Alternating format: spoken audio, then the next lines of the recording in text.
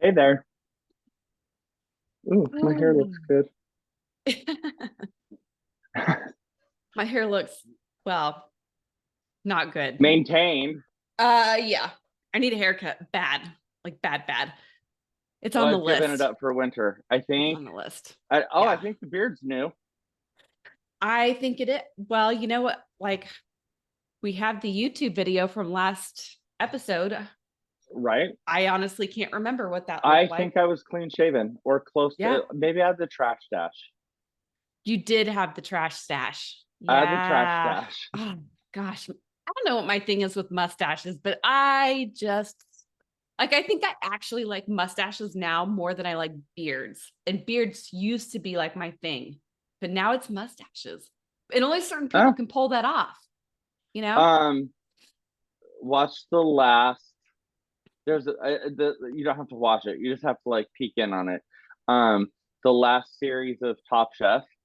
Mm-hmm. Um, the guy that looks like Mario from Super Mario Brothers. Amazing mustache. Amazing mustache. Oh, Um, noted. That's probably going to be my new man crush at this point. he's adorable. Whew. Also has a hairy back. Oh, that I could probably do without, but It's sweater weather. yeah. All year long, it's sweater Yes, weather. all year long. Okay, how you doing? Doing good. Doing good. Have my chaos under control. Um, That makes one of yeah, us. we'll dive into a little bit of it as Yeah. we go along. So the beard is about a month old. Okay. And yeah, so everything's about a month old. I'm going a month strong. Um, full disclosure, Mm. friends, Uh-oh. um, I got trashy drunk and wrecked my face, Yeah. and that was a little bit of a wake up call. Um, so let's dive into big wins. I am by the time this airs, Yeah, so I this will will be be. like second week of January when this airs. Oh yeah, I will be more Yeah. than 30 days into being alcohol free, which is easy. Yeah. Um, the the no drinking thing is easy. The hard part to navigate would be friends Yeah. who like to drink, just don't understand when you don't want to drink. Um, even even said friends that were there when I got trashy drunk. They're like, why aren't you drinking? And you're like, well, I don't know. Do you remember me face planting into the table? Yeah, That's yeah, maybe why I'm not drinking right now, but yeah. So that's big win number one, and big win number nice. two would be I have gone back to the gym, which is also anytime I've done that, the alcohol thing kind of just toes along because it's so many calories. It Um, is. I also think it makes it like when you're going to the gym on a regular basis, like you eat better because you're like, well, I didn't do all that work just to go and eat a yes, bunch of like shit to negate all that work that I just did. right. So That's I think, exactly it. yeah, it's definitely like I think like the linchpin sometimes of like that healthy lifestyle is if you can just start getting the movement, everything else kind of falls into Yeah. place. So if we put those two things Yeah. together, being 30 days without any booze and going to the gym regularly, Mhm. um, I feel good. Like I feel really Yeah. good. So that's my big win is just it Awesome. And what a the great way to combo go of into the new year because a lot of people are waiting to make those specific changes until the new year kind of thing. right. Whereas it's like you've already built this foundation. So it's like the habit's already there. I Yep, think it makes habits new on year, board. new you a little bit more achievable. A little more achievable and a little less pressure, I think. Yeah. Like um I don't like I've already worked out the kinks of like what days to go. I think everybody sets things like resolutions and then real life interferes. And it's already Yeah. interfered for me. Like it's working graveyards and going to the gym can be a difficult combination. So for the first couple of weeks, it was like, oh, I thought I was going to go to the gym Wednesday after work. That's not happening. Right. And so I've given myself a little bit of time to work those things out. So as the new year rolls in, I'm already on a realistic Yeah. schedule and program and habit for Yeah. sure. Which I've kind of noticed that too, like with the whole morning routine thing.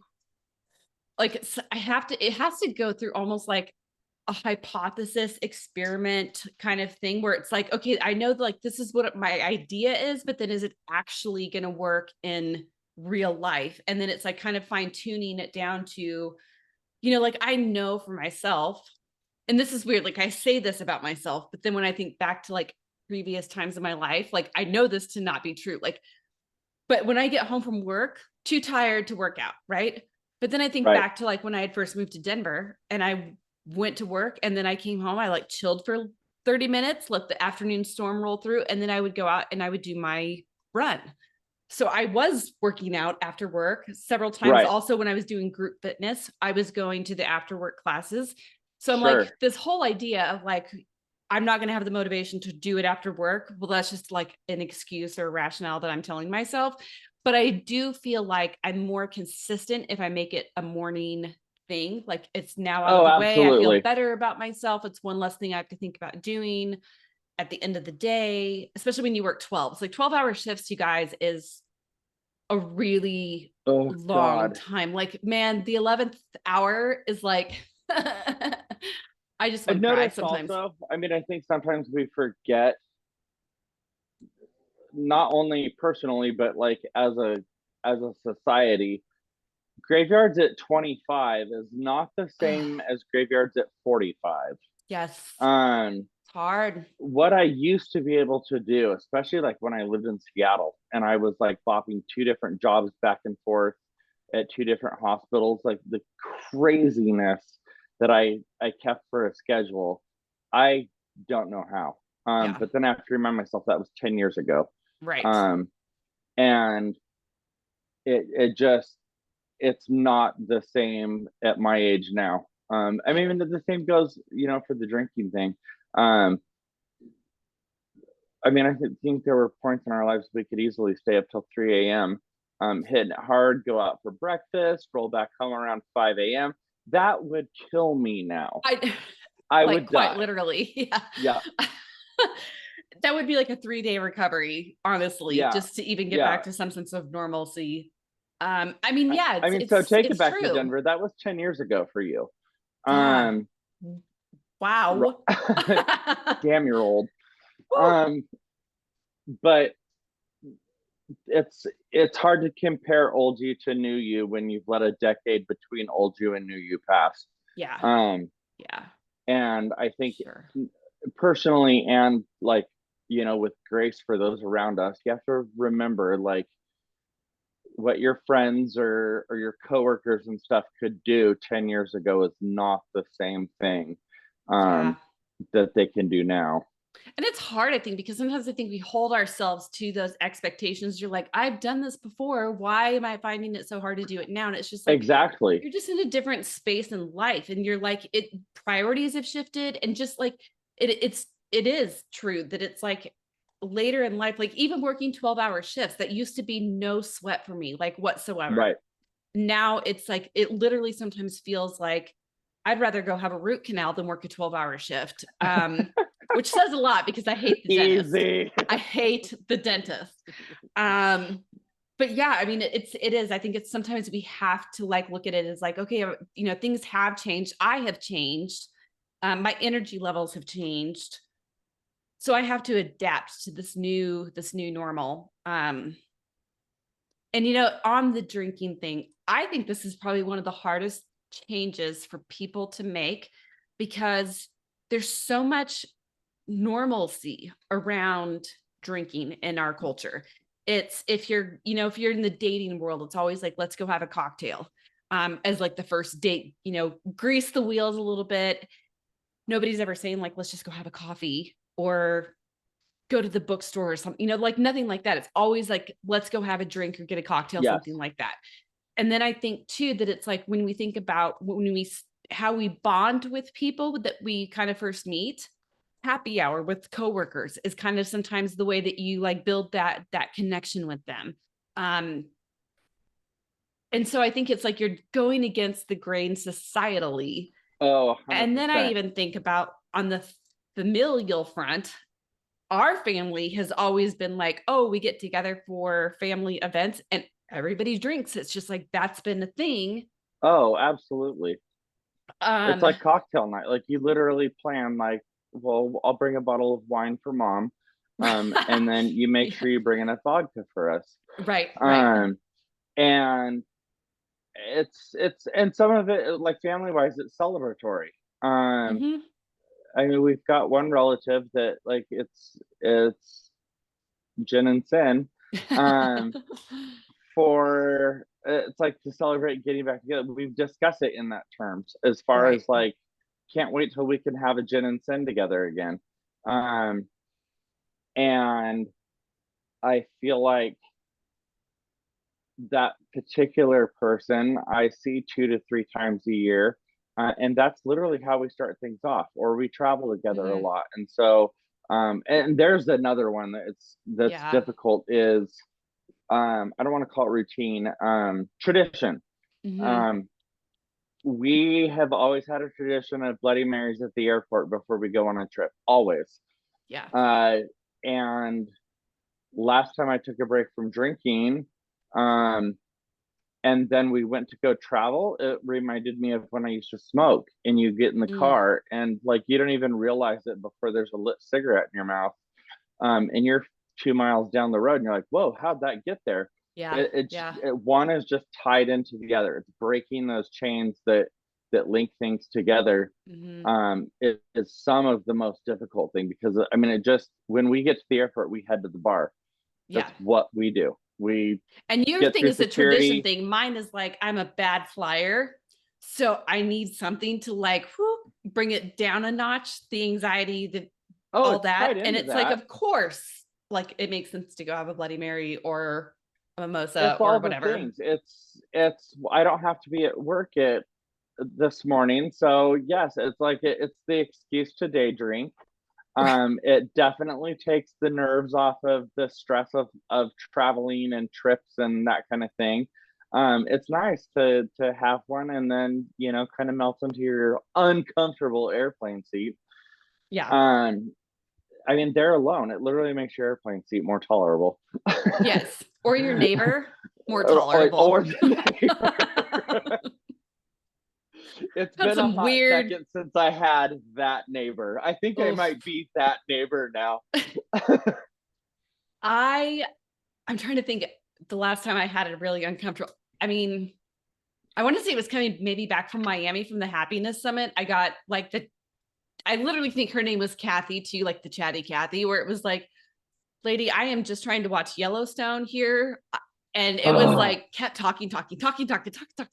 And it was like, stop. Like, and so then it was like, all right, if I'm going to have to put up with this, then I might as well drink so I can put up with this. So it was like, as soon as the flight attendant comes back, it's like, I'm going to need 3 vodkas, one orange juice. So your win of the month actually ties in very well. Like when because we were talking about New Year's resolutions, mm-hmm. starting out from the right thing. So my win of the month, I released a personal yearly review guide that walks you through like all the things to kind of review your past year, looking at your life where it is right now, gaining some insight from that, and then looking at like what are the intentions that I want to move forward into the new year with, and then setting the goals, the themes, the mantras to carry in, because I do feel like New Year's resolutions are epic failures. And Oh there's yeah. several reasons for that, but it ended up being this. I thought it was going to be this super simple project because I was like, I'm just going to gather yearly reviews from like all these people and then just pick the best parts and then add in my own like questions and evaluations, like from a holistic well-being standpoint. Well, it was not as fast as I thought. It's 44 pages. I was It's gonna say Nora's deep. short. I mean, part of that is just fitting all of the stuff into like onto the pages kind of thing. It's a lot of information. I kind of hoped that people would look at this as like choose your own adventure, like find the questions that maybe resonate with you the most, the Sure. methodologies that resonate with you. But it ended up being this month-long project of like building this thing and then going through the publishing process, and it got released on Friday. Great feedback so far as like people that have looked at it, been like, this is like incredible. Like it's a I deep, was gonna deep say, dive. yeah, it's a deep dive. So I've had a chance to go through it. I have Mhm. not had a chance to absorb it all, but um, what a great.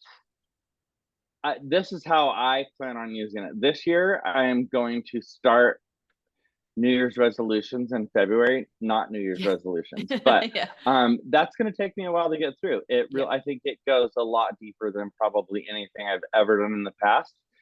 Next year, if the goal is to follow the calendar and have it done by January 1st, that's a start December 1st sort of thing. Yes. Um, Yes. which makes me laugh because several other podcasts are doing their like year in review, Yeah. Yeah. Yeah. and it has The been the best biggest of. wake up call that I was wildly unprepared for. I was like, listen, you people need to settle down. I still have like 2 days. Yeah. Yeah. Um, and did not realize honestly that we were that close to January 1st. Yes. Um, Yep. so my one of my intentions for this coming year is to start my year in review December 1st, Yes. and give myself a month if my goal is to have that wrapped up by the end of the calendar year. Yes. So I'm gonna attempt to do this in 2 days. Like I'm gonna work on it today. I'm gonna work on it tomorrow. Go you. But honestly, like let's be real here. If I really am putting the time and intention into it that it needs, I think it's going to be the same thing for me. I think this is something I'm going to be working on through January. And I don't think there's any reason to like feel like you have to have this done by January 1st, right? Like take the time that you need, because some of these questions in there are things that you really just need to sit with and let it just marinate. Like it's the answer to it is not going to pop up. Some of them will, others, like the hits and misses of the year. Like when I look back at that, I'm like, well, going to jail was probably not the, a hit as far as I'm concerned. I waited until I was 43 to have that experience. So yeah, that was definitely a miss. Um, I'm not ready to expand on the story around that yet, but I can recognize that as a definite miss. Um, and so there's a lot of layers to that, right? You That have say miss, I to, say growth opportunity. oh, it was 120% a growth opportunity. There's really nothing like spending the night in jail to like make you look at like, how did things get to this point? But then also out of that, I mean, there's been a lot of opportunities that have come because of that situation that have been positive. And like finding like starting to work with a nonprofit that I really feel passionate about the work that they're doing, and being able to be a part of that and contribute to that. That's a really positive thing that came out of a really shitty situation. So I do. I think sometimes it just takes like letting those layers kind of unfold. I remember in past years that, so like one of the things in there is like, what's your word for the year or your 3 words for the year? And I remember in past years, like it taking me almost sometimes till the end of January just to like give it the space for those words to land. Instead Sure. of rushing it, it's like just let the process naturally occur. So I think with the January 1st thing, the bonus in having like your intentions, goals, everything set by January 1st is because you're going along with this collective vibe of like change is possible, change is in the air. It's like, everybody's in the new year, new me mentality. So you can kind of carry that vibration, that like motivation. Absolutely. But Yeah, the contagion of everyone else kicking mhm. theirs into gear for sure helps with being reflective. And I mean, I have no problem borrowing ideas from people. Yeah. And so that's one of the things I love about this time of year is is I'll hear other people's conversations and or their resolutions. Yeah. Um, and it's like, oh no, that sounds wonderful. Like I didn't even think about Yeah. whatever that may be. Pursuing creative endeavors or I'm a lot more work oriented now, but there was a time when I can say like I wouldn't have thought about career goals Right. um, until someone else kind of brings it up, and you're like, oh, where do I want to be a year from now as far as my work goes? Mm-hmm. Um, and so Yeah. yeah, having everyone around you hitting the first of the year is definitely Yeah. a push. And I think that's probably something that I want to implement next year, like starting maybe in December, is almost doing like a weekly workshop, bringing people together that are doing the personal yearly review to like almost collaborate, share ideas. Like when this question came up, like what Oh, that's came a up great for idea. you, so that you're actually like kind of tuning into other people that maybe they drop an idea or something and you're like, oh yeah, that hit home for me, and it takes Agreed. you down a path. Because I do think that there again is a lot of energy when you bring that group together Yes. in a synergistic way like that you're carrying through that month. And then you also kind of have that accountability built into it. You now have this relationship that you've developed with other group members for the support of like, keeping me on track, Yeah. that sort of thing. The feedback loop, I think, is important. So that hundred was that percent. was my one of the month. I'll let you know how the whole like trying to do this in 2 day thing goes. I think for me, like I Will you also let me know, or will I hear from you a week from now? I will let you know, but I really like when it was talking about breaking down the goals or the themes instead of making a yearly thing, like breaking it down into quarters or even months. Like that made more sense to me of like, okay, I can see that being more realistic where it's like this quarter I'm focusing on this thing and these goals. And then Q2 is maybe, around this area kind of thing. So really for me, I'm looking at like over the next 2 days, I need to get like January in line or maybe just Q1 in line and then expanding through I'm literally January for the taking notes. other quarters.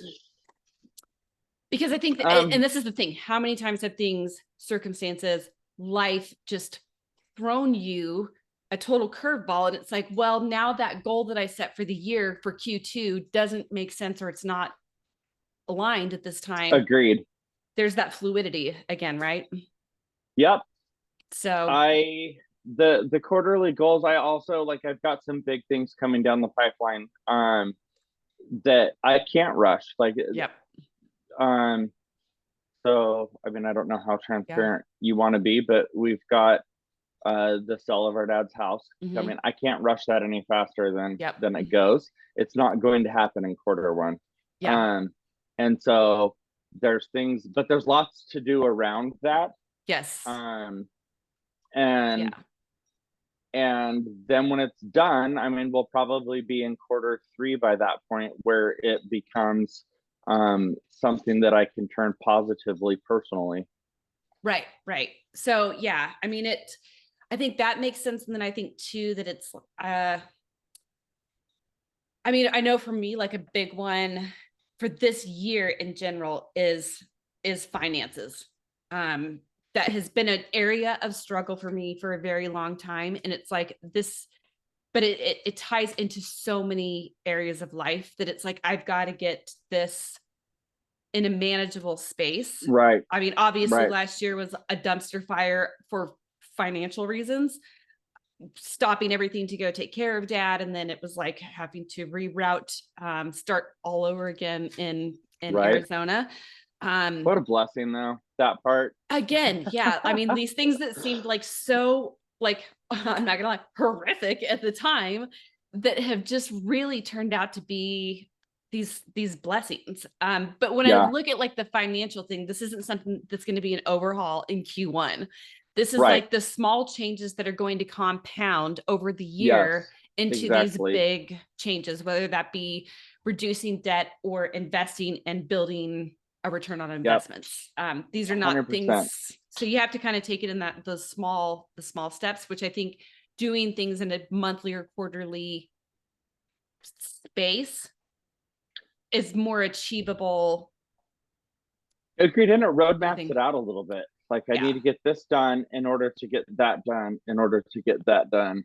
Right. Right. And it keeps you on track, and it breaks it into chunks that seem a lot more manageable than, yeah. And I'm going to buy a house this year. Okay, well, great. There's a lot of things to do before that happens. I know. I had this thought last night. Like, I was thinking about this and I'm like, I have no desire to own a house by myself because I know how much work it takes to own a house. Like, when shit breaks, you can't just call maintenance and be like, hey, here's a service request, come fix my stuff. I would like that done by noon. Yeah, exactly. Can we schedule this around my schedule? Like, no, sometimes like stuff happens. Right. But I still have not given up on my dream of having Sprinter van. And I was like, that could actually be a reality I don't know that it's a reality for this year, but the planning, the build up for that could absolutely start this year. 100%.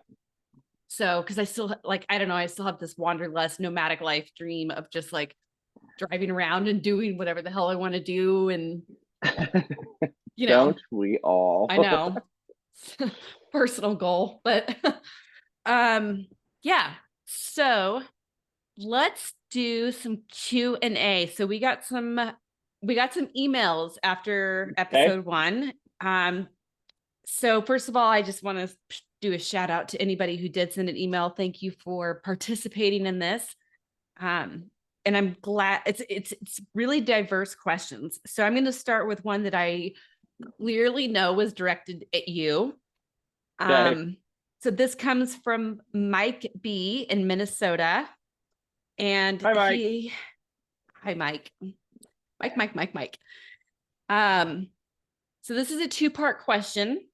His first question is, what do you mean by new gay?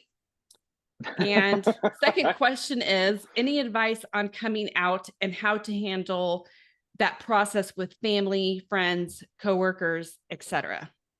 Oh, so new gay, freshly out, characterized, and obviously I'm talking in stereotypes, so there's going to be a little bit of truth and a whole lot of not, or generalities. I think I was referring to specific friends of ours and referred to them as new gays. So these are gentlemen in their late 50s, that are recently, within the last 2 to 3 years, out of heterosexual marriages, who are finding themselves and navigating gay culture, which is fun. It's terrifying. It's exhausting. I mean, it's a great experience if you want it to be, but there's a certain energy that the new gays are exuding. So they've got to try all the gay things. They need to try them right now. And everything gets framed in this is my first, and then name it. This is my first New Year's Eve with a boyfriend. This is my first Pride Parade. This is my first time living with another guy. This is my first, like, everything's a first. Yeah. Everything's a first. But oriented around the identity, the gay identity. Oh, 100%. Like, yeah. It's, and that's the exciting part. You're getting to do it as your true self, for the first time.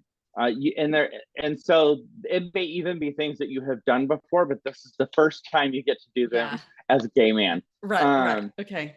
And there's a mental aspect to that. It's the first time that you feel comfortable doing some of these things. And it's fun and it's exciting. And then I think for a lot of it, you get to a point where it's old. It's not as exciting as you thought it was going to be, or you realize that there came with it a bunch of maybe baggage that you weren't expecting. You're like, oh, that wasn't worth it. Um, and and then you kind of settle into just being gay. And then the Yeah. opposite of new gays would be old gays, or grandpa gays. It's the couple that's been together for 30, 40 years at this Yeah. point. Yeah. They've seen it all, done it all, and nothing is going to phase them. They've been to enough pride parades to that they never have to see another one as long as they live. Um, Yeah. and it's a spectrum. It's like on one end, the new gays, and on the old end, the grandpa Yeah. gays. I almost kind of look at it as like the new gay thing is like almost this over identification with this Oh, for this sure.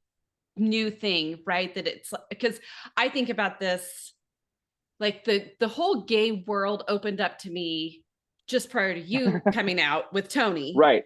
Right. And it was like this whole wild world of gay. And it was like It's fun, I isn't it? did not even realize that there was like this whole culture around it, you know? And it was like this was the first time I had a close personal friend that was gay. So it was like this introduction to like all these things that I had like no idea. It was fun for me, even as a straight person. It was like, this is super cool to like hang out with these guys. And it was like, see, like experience these new things.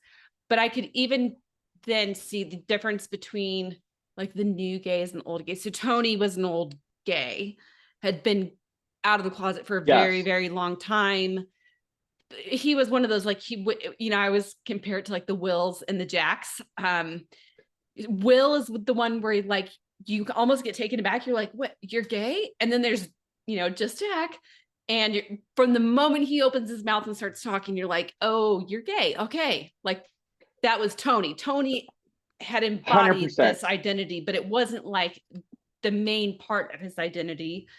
But like starting to meet their friends and like going to the gay bars and gay clubs, you could tell the new gays who were just like everything had to be about being gay. I mean, like I still Oh, remember for one sure. That person was being my like, first pride, this was is with you and Tony. yeah, this is my first Moscow Mule as a gay man. And it was like, okay.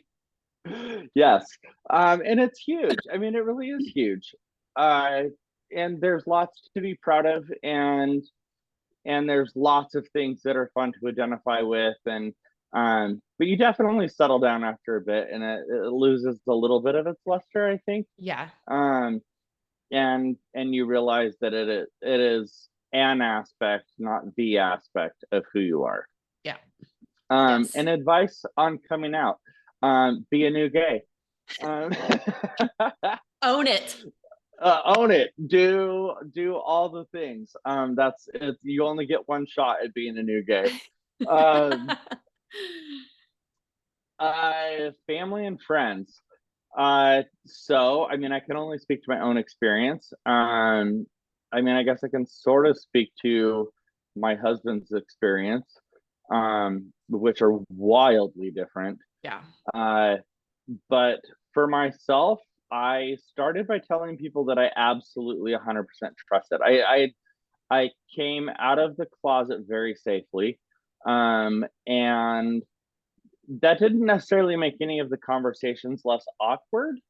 Um, they were for sure awkward, but I started with the people that I knew once the original shock would wear off, instantly, we're going to be 100% accepting. Yeah. That helped build confidence, in taking that maybe to the next level of people that I was a little less sure of, and then a little less sure of. And you know, I think there's a pressure to have,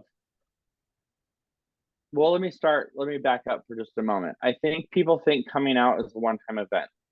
Um, I have been out for 11 11 years, years. 12, Yeah. coming up on 11 years. 12 years. Yeah. Um, and I still have to come out. Mm-hmm. If you are even remotely straight passing, assumptions are made for you. It's irritating as hell. Um, but every time I start a new job, every time that we have relocated to a new area, it is a constant process. Um, and some of them are little micro comings out. We still get asked almost every time we go to dinner, whether it's one check or two, despite the fact that we are obviously married.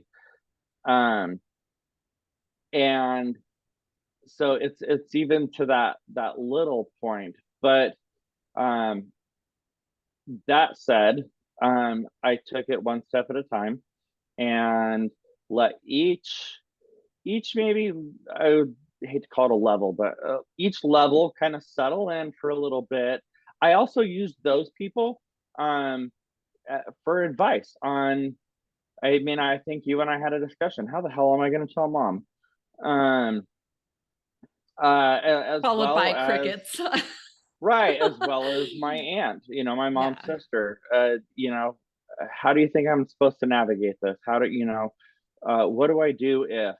Because these people know her just as well as I do, and so Yeah. um, I just took it one step at a time. Another thing that I will say is I think there's pressure to have this big, um, formal sit down um, Conversation. Yeah. conversation and spill your guts. And I found that I didn't have to do that with everybody.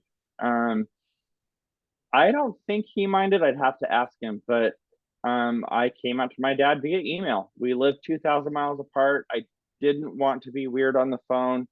Um, and nor did I want to buy a plane ticket for this big production of Brian Right. Comes Out in Denver. So I sent him an email and said, "Hey, I've got a trip coming up, but before we get there, uh, there's some things you should know. It's going to become plainly obvious when Kristen and I are going to all the gay things. And so Yeah. I feel like I owe you an explanation up front that, I recently came out and uh, Which, to clarify, this is like our bio dad is what correct. we call him. The dad that we have recently lost was a stepdad, but still felt like a dad in the same sense, I think, for both of us. 100%. Um, and even when I look at that, like, bio dad was super accepting. I feel like that was an easy transition, Yeah. whereas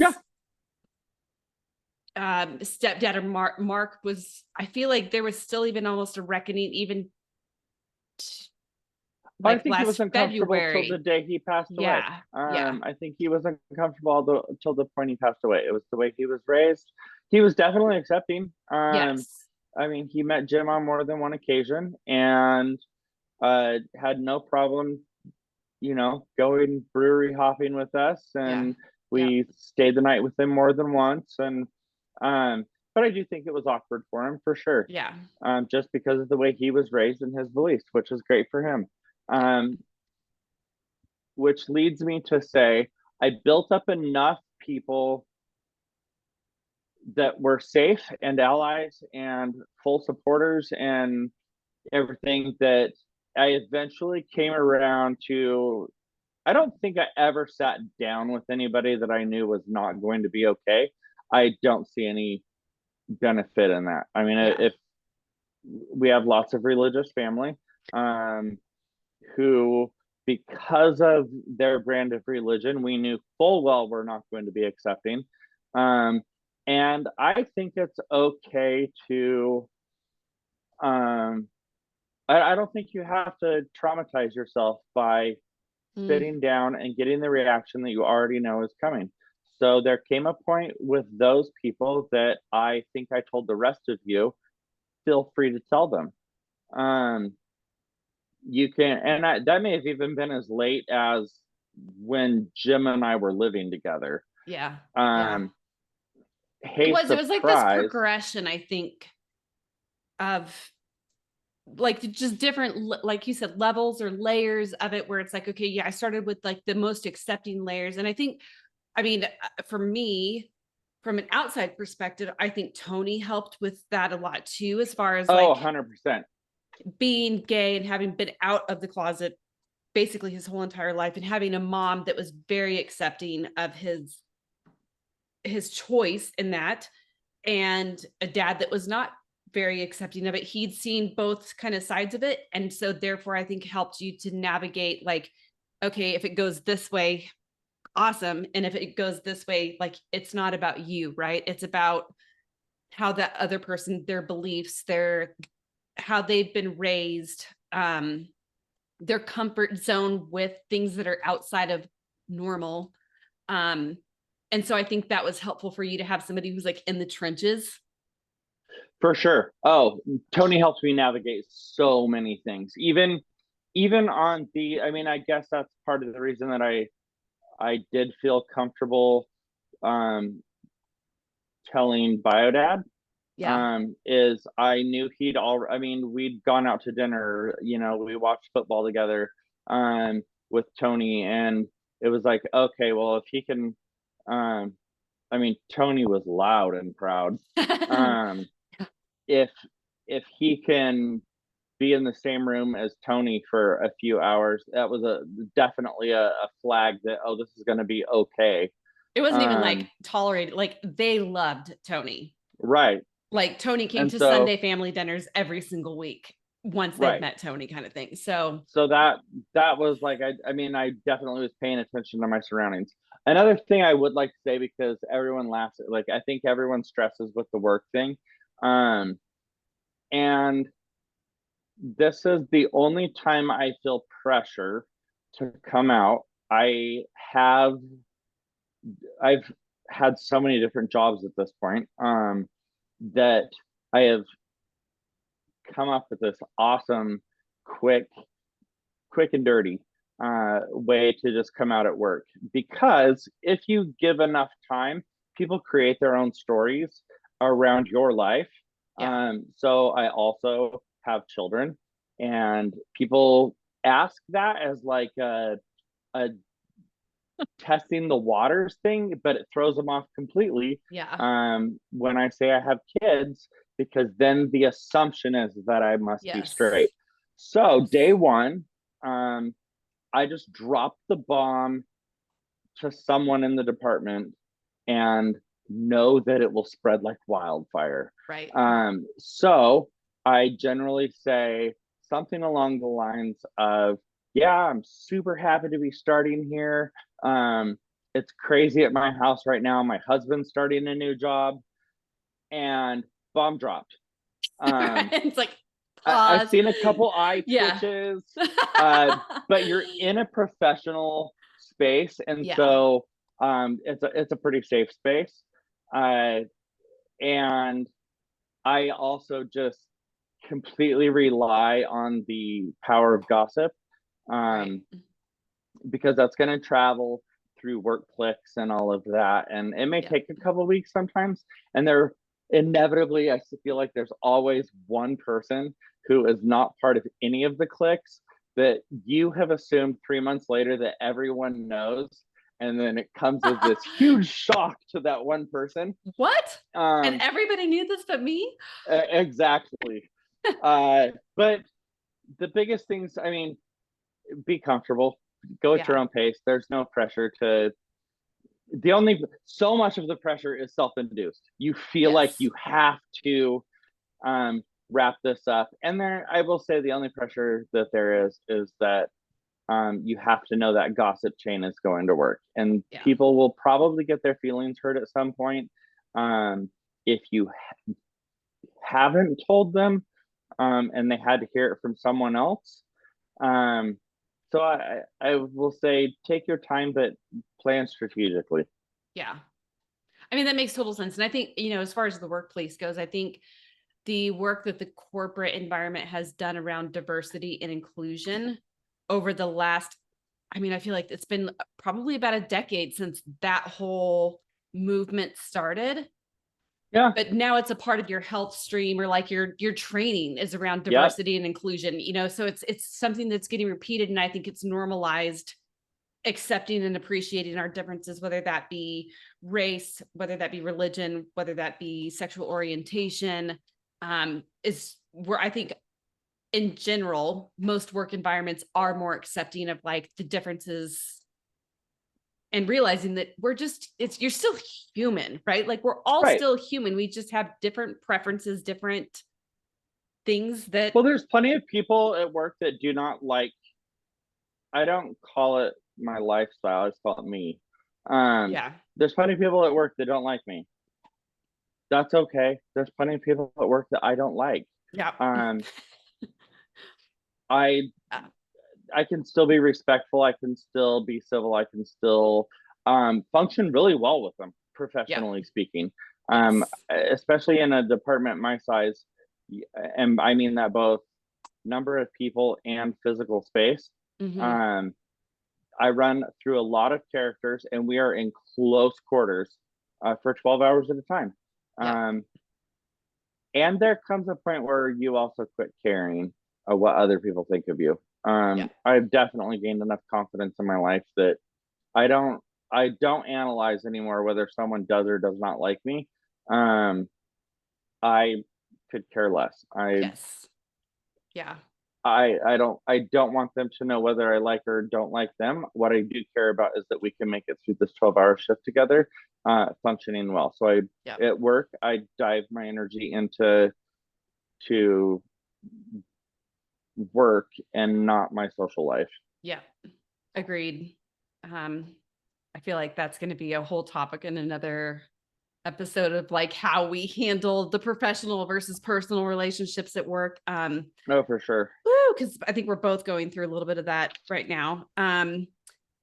To touch on this, because I know when you first came out, there was an organization called It Gets Better that Oh, was a there's yes. focused around helping individuals come out of the closet, having those conversations to navigating what that looked like. I don't know if they're still around because again, that was 10 years ago in Denver I'm when almost they came. positive that they're still around. Okay. There's so many. Yeah. There's so many different organizations doing amazing work. Um, I mean, another one that pops into my mind is the Trevor Project. Yes. Um, Yeah. but I mean, you can get on YouTube and the It Gets Better videos are still up. Those were cute. I was addicted to them for a while. Yeah. It it definitely gave me a mantra um, for tough times Yeah. or definitely lonely times. Um, yes, the It Yeah. Gets Better project is still a thing. Okay. So Um, maybe what we'll do is I will collaborate with you and we can get some resources put together that I can list in the show notes around organizations that maybe help with this. And I think that's a really important thing too, is like that may be where you can find, for lack of a better term, a mentor around this, like kind of what Tony oh, was for yes, you, you know? 100%. Yeah.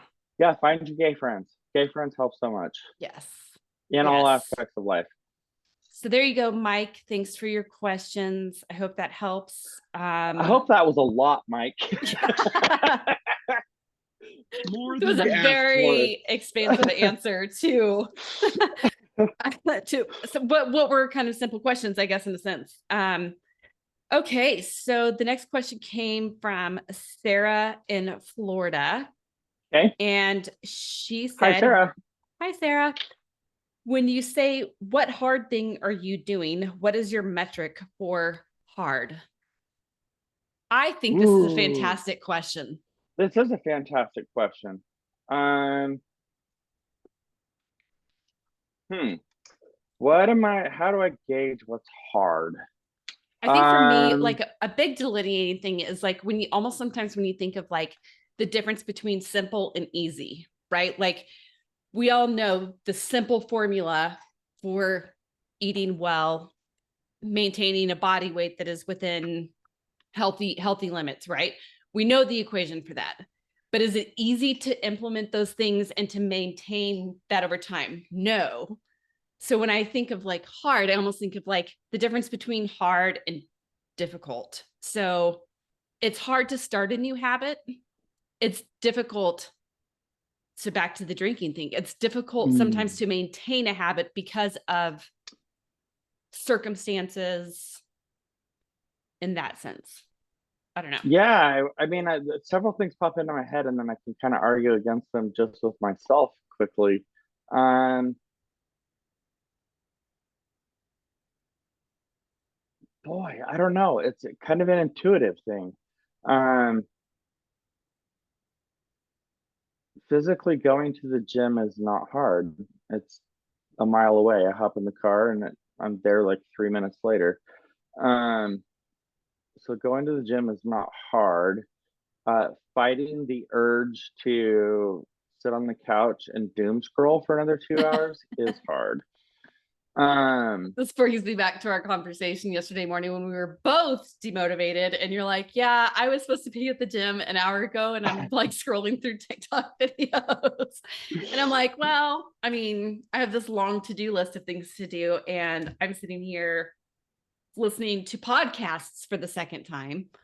So, But like I said, okay, so like I said yesterday morning, I'm like, oh wait, but calling myself out just like literally the moment I said I'm laying in bed doom scrolling, I was like, oh, it's time to get up. Like yes. hard. That wasn't hard to do. Like it was so easy once I said that. Yeah. But breaking that habit, that pattern of like getting lost in social media or something, Because you're an can be, autopilot. You really yeah, are. can be difficult. Yeah, there. Maybe that's some of it is like Yeah. changing. Maybe Yeah. the amount of change it requires to your normal The amount of routine. attention it requires to come out of like autopilot and make a conscious decision to do something different than what you've always done. Because even like when you said you're like, okay, publicly shaming myself has worked, I'm going to the gym, I was like, okay, I'm getting up and I'm going to get my laptop so I can start editing some episodes.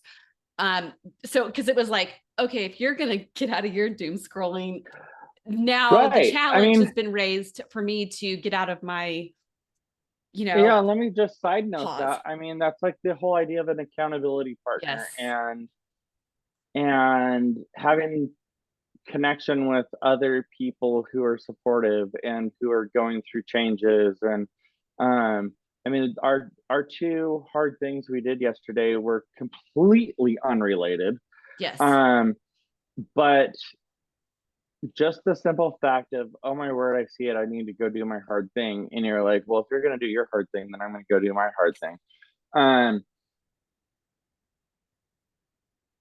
And then the moment I said that, I'm like, I literally can't back out of the gym now, or she'll back out of her thing.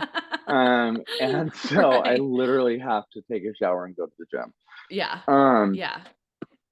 I I'm not sure I have the words for it though. I I mean, know. It's hard to put into it like a definition, but I think that's a big part of it is going. It's hard to do things that are outside of your habit patterns that you just do on autopilot, and then coming out of that and becoming conscious of like, okay, I'm at this precipice of making a decision of like, here's the thing I know that I want to do and that is going to be good for me, or right. change that I need to make, versus like just going back into autopilot and being like, well, it can wait. And then you just let yourself fall back into doom scrolling. Like that's the hard threshold to Yeah. cross I mean, almost. I mean, people say it all the time, and I'm not even sure how I would define that. Like all the work on yourself, the work is hard. Yeah. Um, it's stepping outside your norm. It's walking the talk. It's, I don't know, Facing uncomfortable truths. facing uncomfortable truths. And then don't get me wrong, I push myself hard when I go to the gym. Um, How you feeling today? Because you were not you were already a feeling little it three sore, 3 hours after a your little workout sore, yesterday. which is how I know that my hard work was hard. Uh, Mhm. uh, maybe there's a maybe that's it. Like the level of discomfort. Mm, Um, it's the level of discomfort that I know is good for me. yeah. Um, The magnitude of change. yeah. Um, both physical discomfort and emotional discomfort, and uh, Yeah. sometimes that social discomfort. I mean, I can Mm, say hard changes are when you finally get to a point where you don't put up with toxic behavior from your friends, and drawing boundaries, or I was just about that's to say, like, sometimes drawing boundaries, yeah, super that's hard hard to work. do. Yeah, super hard work, especially with people that you love and socialize with, um and so that's super uncomfortable the first few times. Yeah. uh so I would call that hard work. I think Really it's all it is individual to making each person. statements. Yeah, I think, It is. but like, if we're talking to physical exertion, it's literally words coming out of your mouth. That's not hard. Right. Yeah. um so yeah, I'm gonna go with like level of discomfort that is, but doing things that are best for you. Yes. I like that. Sarah, I hope you like that answer as well. I'd love to hear if that answered your question. I would also like to hear back from you what your metric for hard is. I'd Let's like to flip know the what you're script. doing that's hard. Yeah. Share. Share. Okay, so the next one is Tyson P from Colorado. Originally, when I saw the location, I was like, oh, he's wanting to know what Goodwills are going to have all the stuff, because we talked about this. Like, check your Goodwills in the near future because there's some good stuff coming. Um, but another just like really great question. How do you know what your authentic voice is? Practice. Yes. Um, Practice. You try on intuition. different voices. Yeah, you Mhm. try on different voices, and I mean, it's like your authentic self is literally like trying on clothes. Mm, um yeah. Sometimes you think it's going to look really good, and then you literally put it on and you're like, wow, Yeah. that's too tight. Or Yeah. and I mean that. Oh, that's like a great word right there. Like, sometimes you try on a personality, like, that's too confining. That's too Yes. tight on my life. That's not Yes. who I thought I was. um Or it looks great but on the rack and then you put it on and you're like, it just doesn't fit my body, right? Like it doesn't lay right with me. So you're right. like, it's a cute shirt, but it doesn't fit my body right. It's the same kind of thing. It's like you try something on and you're like, it just doesn't sit right, or it just doesn't feel natural. Which I think that's half like, I think sometimes we talk about finding yourself or being your true self as hard work. Yeah. um and I feel like sometimes it doesn't have to be hard work. It can be so much fun. Yeah. um and this kind of rolls into like, be a lifetime learner sort of thing. Mm, Constantly try new experiences. What you think you only know because you haven't tried everything else. yes. um and so I constantly push myself to try new things, to go new places, be around new people, because sometimes it sticks, and sometimes it doesn't. But the only way to know for sure is to try it. Yeah. Um, I think if we're going to rewind 12 years to coming out, um, Donald Miller, uh, yep, that one right there. Um, it talks about like writing your own story. And I didn't know who I was, especially when I was coming out. Holy smokes, that was confusing, Yep. as far as what that meant for who I was. So I literally, I mean, I remember sitting down with a pen and a notepad and writing who I was. I wrote my character. This is Hmm. who I am. Um, I will also say, be very aware of over identifying. Yeah, I mean, Um, this is like the whole new gay thing, right? It's like over identifying with this one piece or one pillar part of your identity. And I know we touched on this in the last episode, and I know we'll touch on this later when we talk about the podcast that we listened to. yeah, Is this fluidity in your identity? It's you're not one thing, you're everything, right. and you choose what what you are. And you choose your story. So you not only get to choose your character and what makes up that character, And that is constantly evolving and constantly changing, but so is your story, right? Because when you change the character, you almost change the whole freaking plot. Yeah, and I think there's exceptions, but that you can be physically limited, or um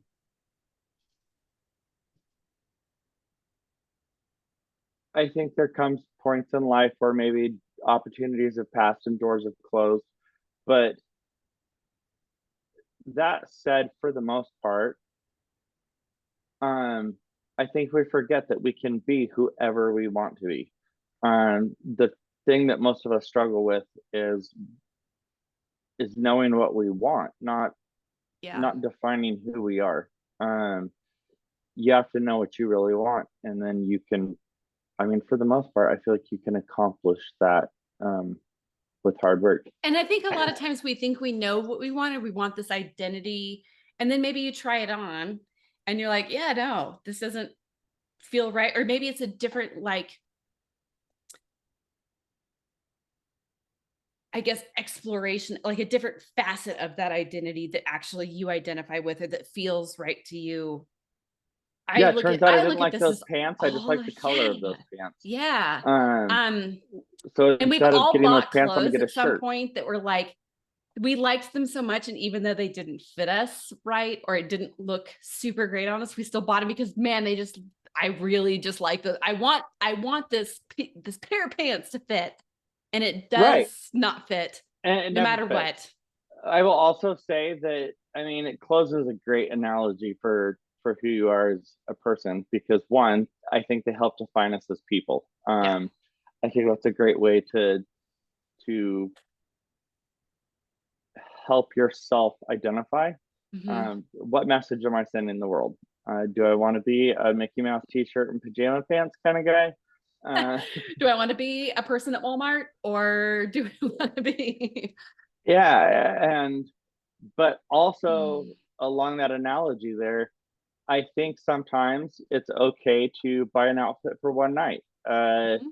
I think that's super important, actually. And I think those things come along in life. Am I a whitewater rafter? No. Um, have I been whitewater rafting? Yes, it was hella fun. It's also not something that I feel the need to pursue Right. constantly. I have friends that pursue it constantly. Yeah. And so, but it was a great outfit for one night out. It Yep. really was. I Yep. would not trade it for the world. Yeah. And then I passed those clothes off to someone else. Yep. Yep. And like the circling back to the Goodwill. So I'll put this in the show notes, but the book is Donald Miller, A Million Miles in a Thousand Years. I read this every year, every year. In fact, when I left Colorado to move to Arizona, I listened to the Audible version the whole way driving down, because it was Mm, like I needed that reminder that this is the opportunity to rewrite my story. Um, and I can write it however I want. And it's not ever a final draft, which is, no, I love that part about it. Some people are like, I want the final draft. Um, oh, not me. I don't. Yeah, no, Not me. I not want me. the creative room to constantly change Yes, the story. yes. Have you ever seen the movie The Adjustment Bureau with Matt Damon and Maybe. okay, so like the whole idea is I, like I their remember paths, it. I don't know whether I've seen it. it's like him and this girl keep meeting each other, but then their Right. paths get diverted. Like there's adjustments made to the story so that they won't cross paths again, but then they keep crossing paths. And to me, that's what it's like. It's like I always want to be able to twist the plot because it happens to us enough that the plot gets twisted without our say Oh so. yeah. So I want to be able to No twist need the to plot right try. back. But I think it's like making those little micro adjustments as you go along, and the end result, the story, can always change.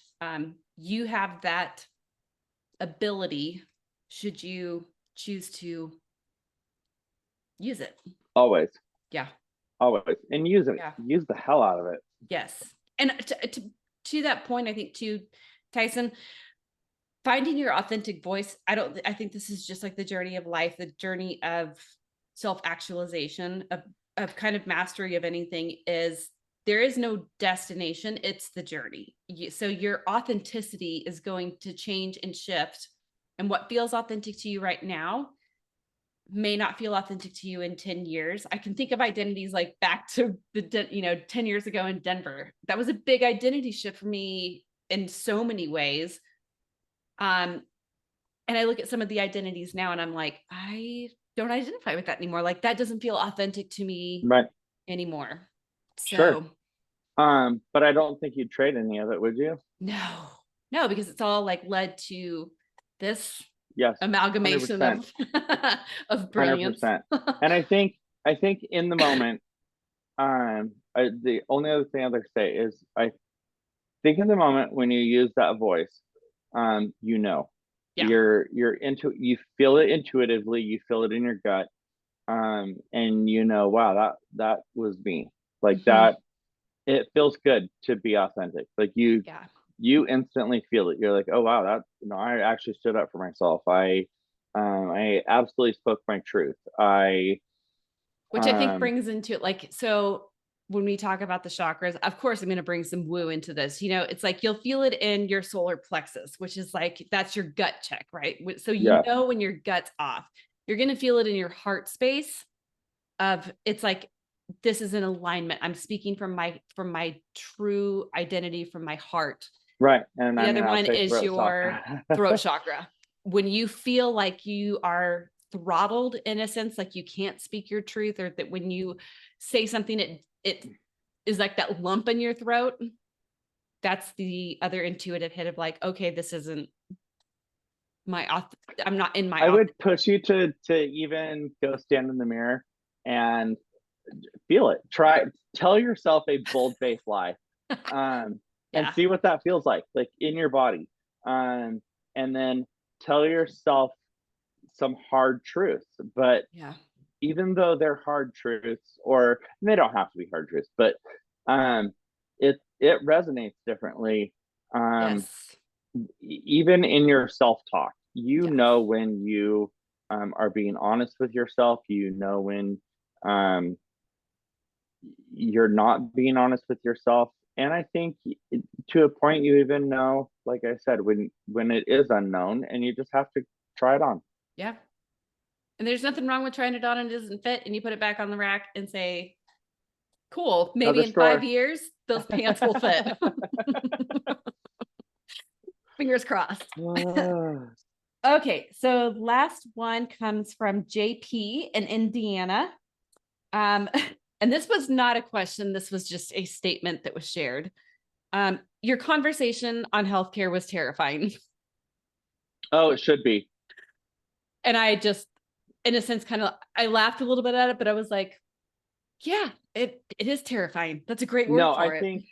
I think if I could drag my non-healthcare friends to the hospital from my perspective, they would be horrified. Mm-hmm. Um, Yeah. I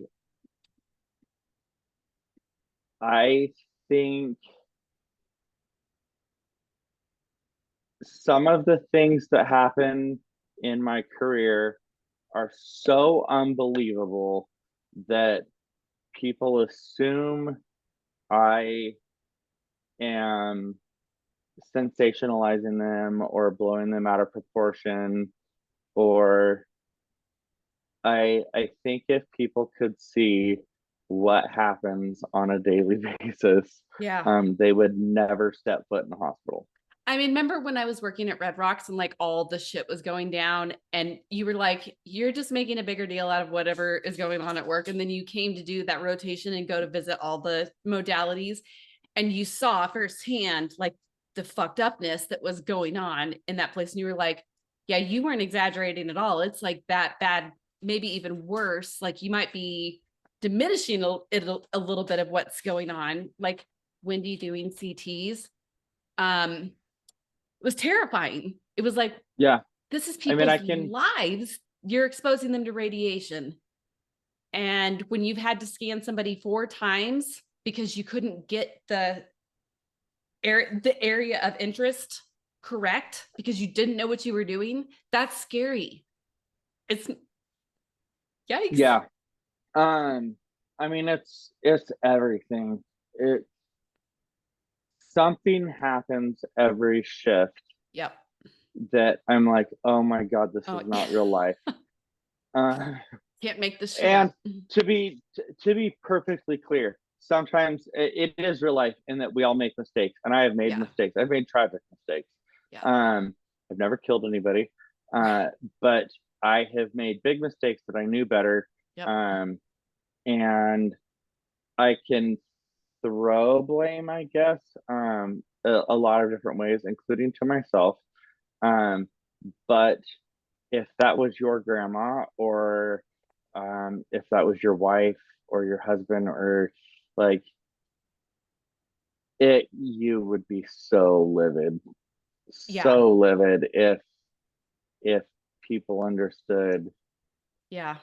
Like what just happens the every sheer shift. lack of, I mean, just I could interject so many words there. I feel the same way. Like I know for a fact that there's stuff that I've missed. Um, but it wasn't Sure. because I didn't care. It wasn't from a lack of effort. Maybe there was a lack of education around a certain pathology, or I hadn't developed the scanning techniques that I have after doing it for 14 years. I mean, that's just a natural. There's mistakes made in healthcare all the time. I think there's a difference between mistakes and negligence. Um, Maybe that's the word that comes up, is like every shift there's some negligence that comes to light where you're just like, oh my, like we can do better than this.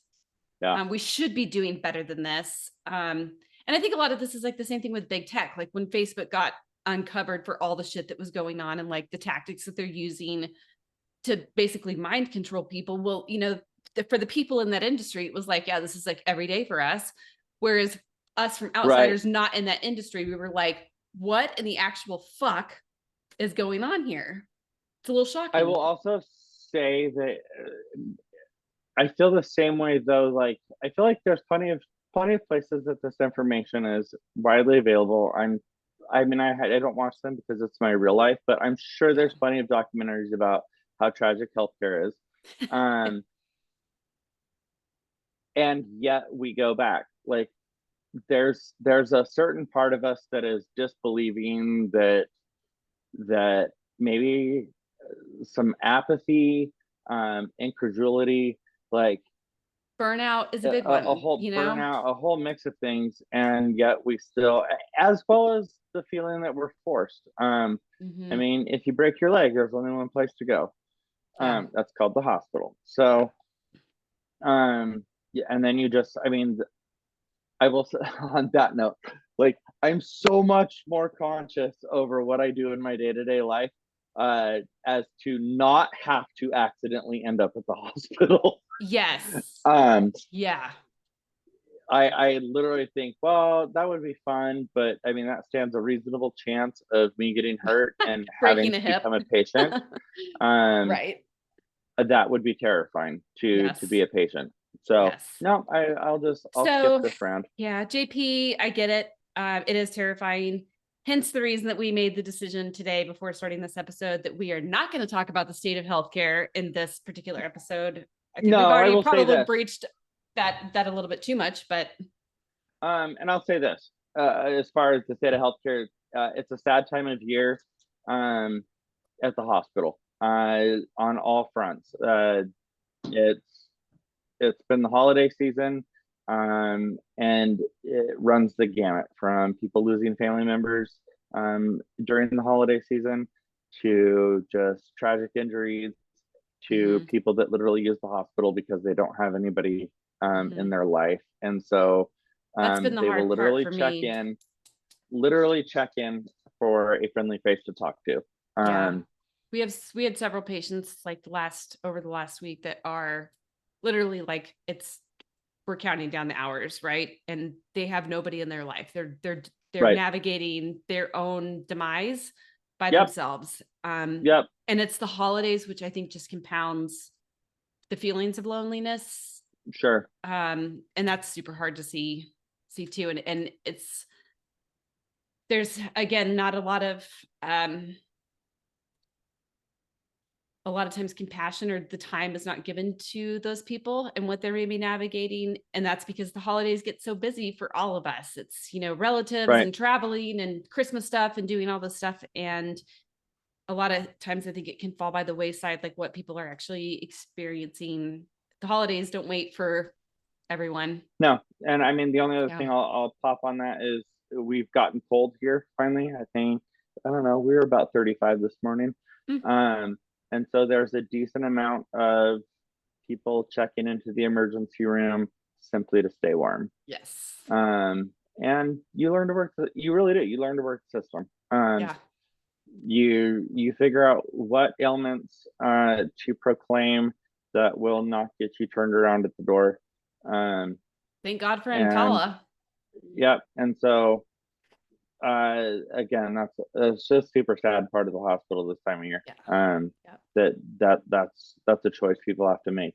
Yeah. I mean, I think that's just one broken system feeding into another broken system. So Yep. all right. So it is my favorite time of the Wide Open Aperture episode, show and tell. I loved this in school too. Like the stuff that people would bring in, it was like so fascinating. You're like, look at that.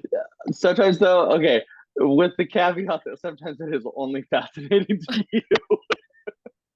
I remember for like one show and tell, this is at Mile High Academy. Mom came in and did EKGs on everybody. And Okay, I remember there. being like the cool kid for like a day because everybody thought that was like wicked cool, fascinating to be able to see like your heart rate and all that stuff. The next day I was Now back to the imagine being unpopular 17th crap. yeah, now imagine being 17th in line to get an EKG. You're like, oh my God, do I have to hurry So this you're up? telling me it's just this little like drawing on a piece of paper. Right. Cool. But in like second grade, it was like, what is this machine? Totally. Yes. Okay. So the first show and tell that we're going to talk about is Young Pueblo's latest book, The Way Forward. So this is the third book in a trilogy of inward clarity and connection. And then this one is The Way Forward. My camera does like mirror, so I'm always like, oh. I love the number of sticky notes. Okay, and I don't know if you can see, if I get maybe close enough, you can see how many I dog-eared versus the number of sticky that's notes. where I was just gonna go. I'm like, Yeah. Can we see the dog ears? Yeah, this is my problem with Young Pueblo. The guy just is so talented in his writing. He brings to light these things about the human experience that we all go through, but sometimes I think we don't realize that we go through, or that we share that common humanity. The dog ears were from the first round of reading the book. The sticky notes were from the second round. And I was, again, fascinated by, when I read it the first time, what resonated with me. And when I read it the second time, some of the stuff was still the same, but there was stuff that I was like, oh, yes, like that right there. And then into our show notes for this, I was like, I'm going to put all the pages that I sticky noted.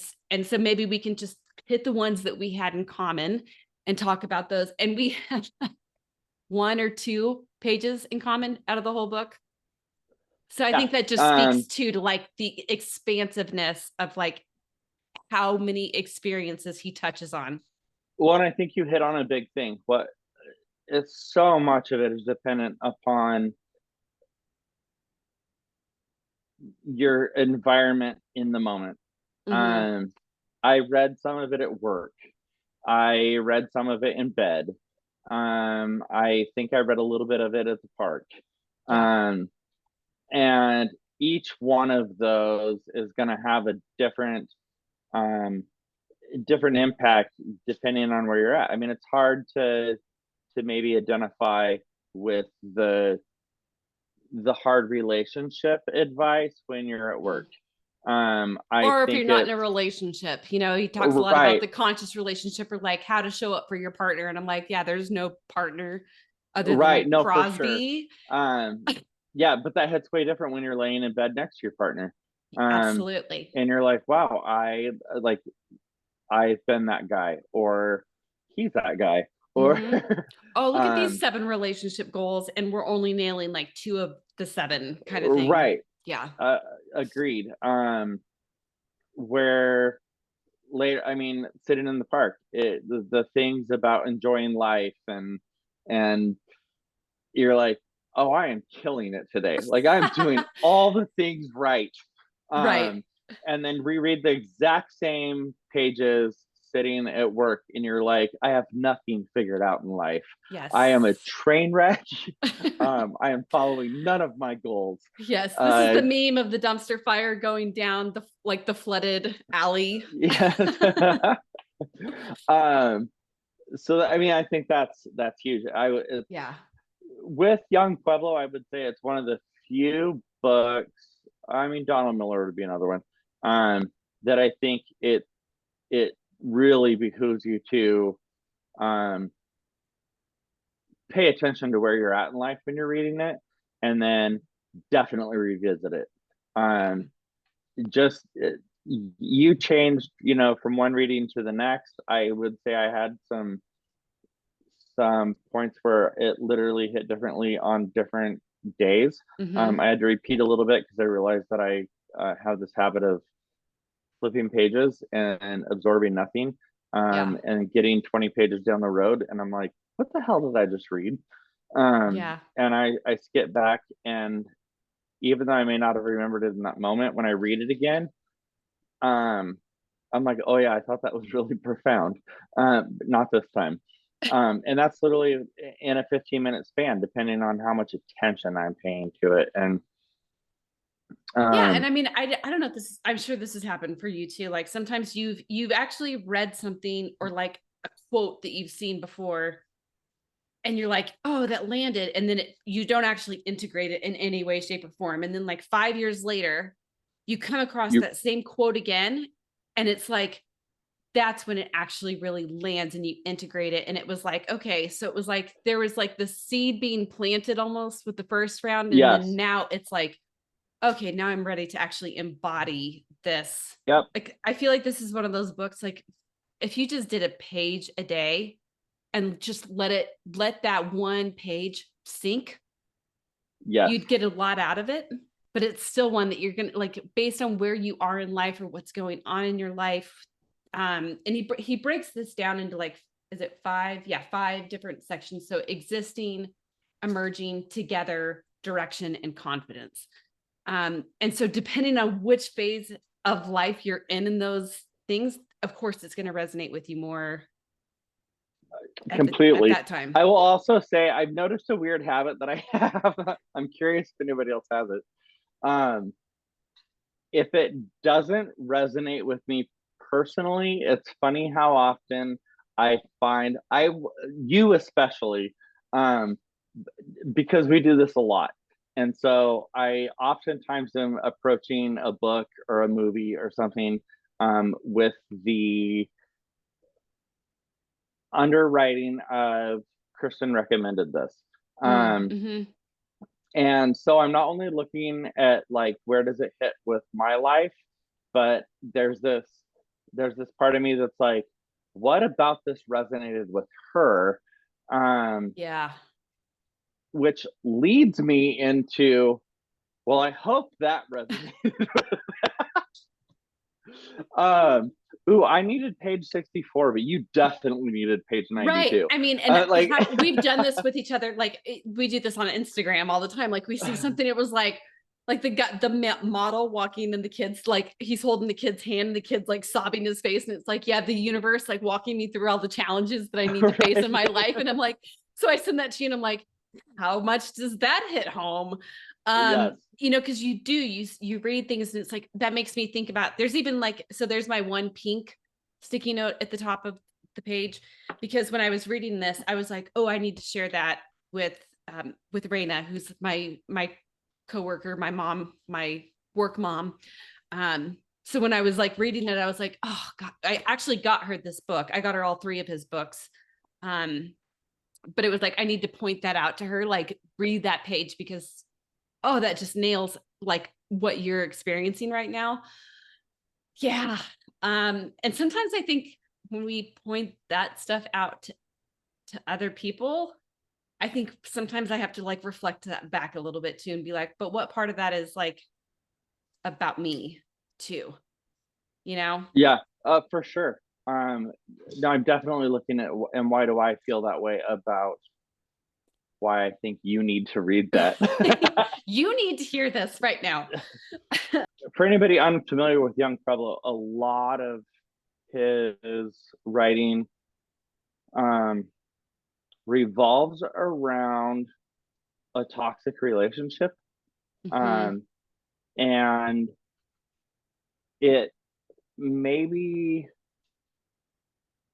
uh Well, maybe it's also ripples out from there, like it's that may personal be the growth. basis, but then you It's can see it more as personal growth. But it's definitely framed for me in this toxic relationship or trauma, that, like healing yeah, from your personal trauma, yep, that and what you process. brought into that relationship as Yeah. far as your trauma, How to hold and somebody else's trauma. yeah, 100%. Yeah. And how, trauma attracts trauma, Mm-hmm. and there's so much of it. So I think, I mean, my best advice is go buy the book and read it. um All three of them, because like they are very different. Like inward was all about going the introspection, like going into yourself, looking at the parts of me that I feel are that are broken, or the what are the patterns that I'm repeating in an unhealthy way. How am I showing up in this world? Clarity and connection was starting to get like clarity around how we want to be in this world and how we want to connect with so other much. people. And the way forward is like, okay, now that we've done this inward work, now that we've clarified who we want to be and how we want to connect with other people, what's the way forward of making progress, taking that one step after another into embodying that For highest sure. self. um And there was a lot of meditation for this guy that went around all of these books. I think at one point he was meditating like 10 hours a day. I Go don't know. him. I don't know I who don't have has that the in me. time for that or the patience for that. Sometimes 10 minutes is hard. Um, but you can see this evolution too in his writing from inward to the way forward. That I think it again, that's just something that resonates with me is like you've been on this journey with him, um, watching him evolve through his writing. Oh yeah, I mean, that always kind of plays in the back of my mind. Like, exactly, like just following his work, it's like, wow, just the amount of, it's inspiring watching the amount of growth in his writing. um Mm-hmm. to kind of be a spectator to that journey. um Yeah. I mean, I'll throw one out, that kind of landed with me because I feel like, and it kind of ties into maybe a little bit of Tyson's question. Hmm. Um, so I'm on page 32, Okay. uh, and we're talking, some of these are super simple one-liners. I For those of you unfamiliar with his work, it's brims on poetry. Mm-hmm. Um, and so some here, That's that's page the whole 32, folks. page. Yeah. Um, And it's not like a so haiku or anything like or rhyming no, poetry. It's like it's a thought that's broken maybe into lines to deliver more impact. So you're reading it right. as like these individual thoughts that come together as a whole congruent thought. So going down the rabbit Yeah. hole, page 32 says, Yeah. sometimes we go back to our old life for a little while to remember that it no longer fits. Um, I marked this and page too. I feel like that landed hard. Um, Mm-hmm. and then it sent me down like just a whole line of thinking that, we want things to be so linear, that the way forward is a straight path, and the climb to the peak is always up. Um, and Mhm. it so isn't. And then, so all the way back to the beginning of this episode, I had previously quit drinking for over a year, and I will definitely, I don't want anybody to get the idea that I relapsed. Um, I took a 1 year break to kind of take a look at how I interacted with alcohol. Um, it had definitely created some personality traits maybe that I wasn't super proud of. So I was like, you know what, I'm going to go ahead and take a break. So off of alcohol for a year. And then I thought, wow, it's been a year. Um, let's see if I can try that on again in a different place, both geographically and with my own personal growth. And so I had been drinking now for maybe a year, um, and saw some of those old patterns coming back into um, the way I was approaching and navigating alcohol, and that ended poorly. And um, probably not too far off the day I read that page, which is like sometimes we try it on again, and it's just a reminder of why it wasn't for us. And I was like, damn, that is so true. Uh, just to, it was fun. I tried it back on, and then quickly decided after a year, like, oh wow, that it's just not me anymore. I Yeah. don't want to be that guy. But I think it also gave me a little insight of grace. Um, that this is not the end of the world. You tried it back on, it doesn't fit, take it off, and Mhm. then move on forward. And I'm not the only one Yeah. who tries that back on. That's what life is about. Is that you're not always gonna be moving forward. Sometimes you take a couple steps back, Mm. um, and and then I think sometimes you can get stuck there. But I think I took a couple steps back and went, oh yeah, um, I stepped off the path. Time to get back on the path. Um, and no harm, no foul. Honestly, in the big picture, no harm, no foul. Yeah. I um, There's a lot of tried it, wasn't for self me. acceptance in that process where it's like, okay, I tried it, it didn't work, and being okay with it didn't work. I think sometimes failure is our best teacher. Um, and sometimes we do have to try on that identity or that thing several times before we're like, yeah, this is definitely not for me. It definitely does not fit. Um, and we again circling back to like the fluidity of identity, page 12. Um, it is only heavy because you are deciding over and over again to carry it. Embrace change, loosen up your sense of identity, let yourself walk a new path. You do not have to ignore or erase the past. You just have to wholeheartedly embrace the present and move on. Yeah, that's gonna. Like, this is how young Pueblo works. Just like, there's the bomb drop. Yep. So, Um, yeah. and I think that's gonna be a little bit of the theme of the second part of this podcast. Um, I think Mm. that's something I guess I've always felt. It sounds so judgmental. It is so judgmental. It doesn't sound so judgmental. Um, I deal with things I thought very differently than everybody else. Whether that's good things, bad things. Um, I guess that particular one landed with me because it resonated with how I feel about um, victimhood, Mm-hmm. uh, trauma identification. It I'm not one to um sit in the past and let it define who I am.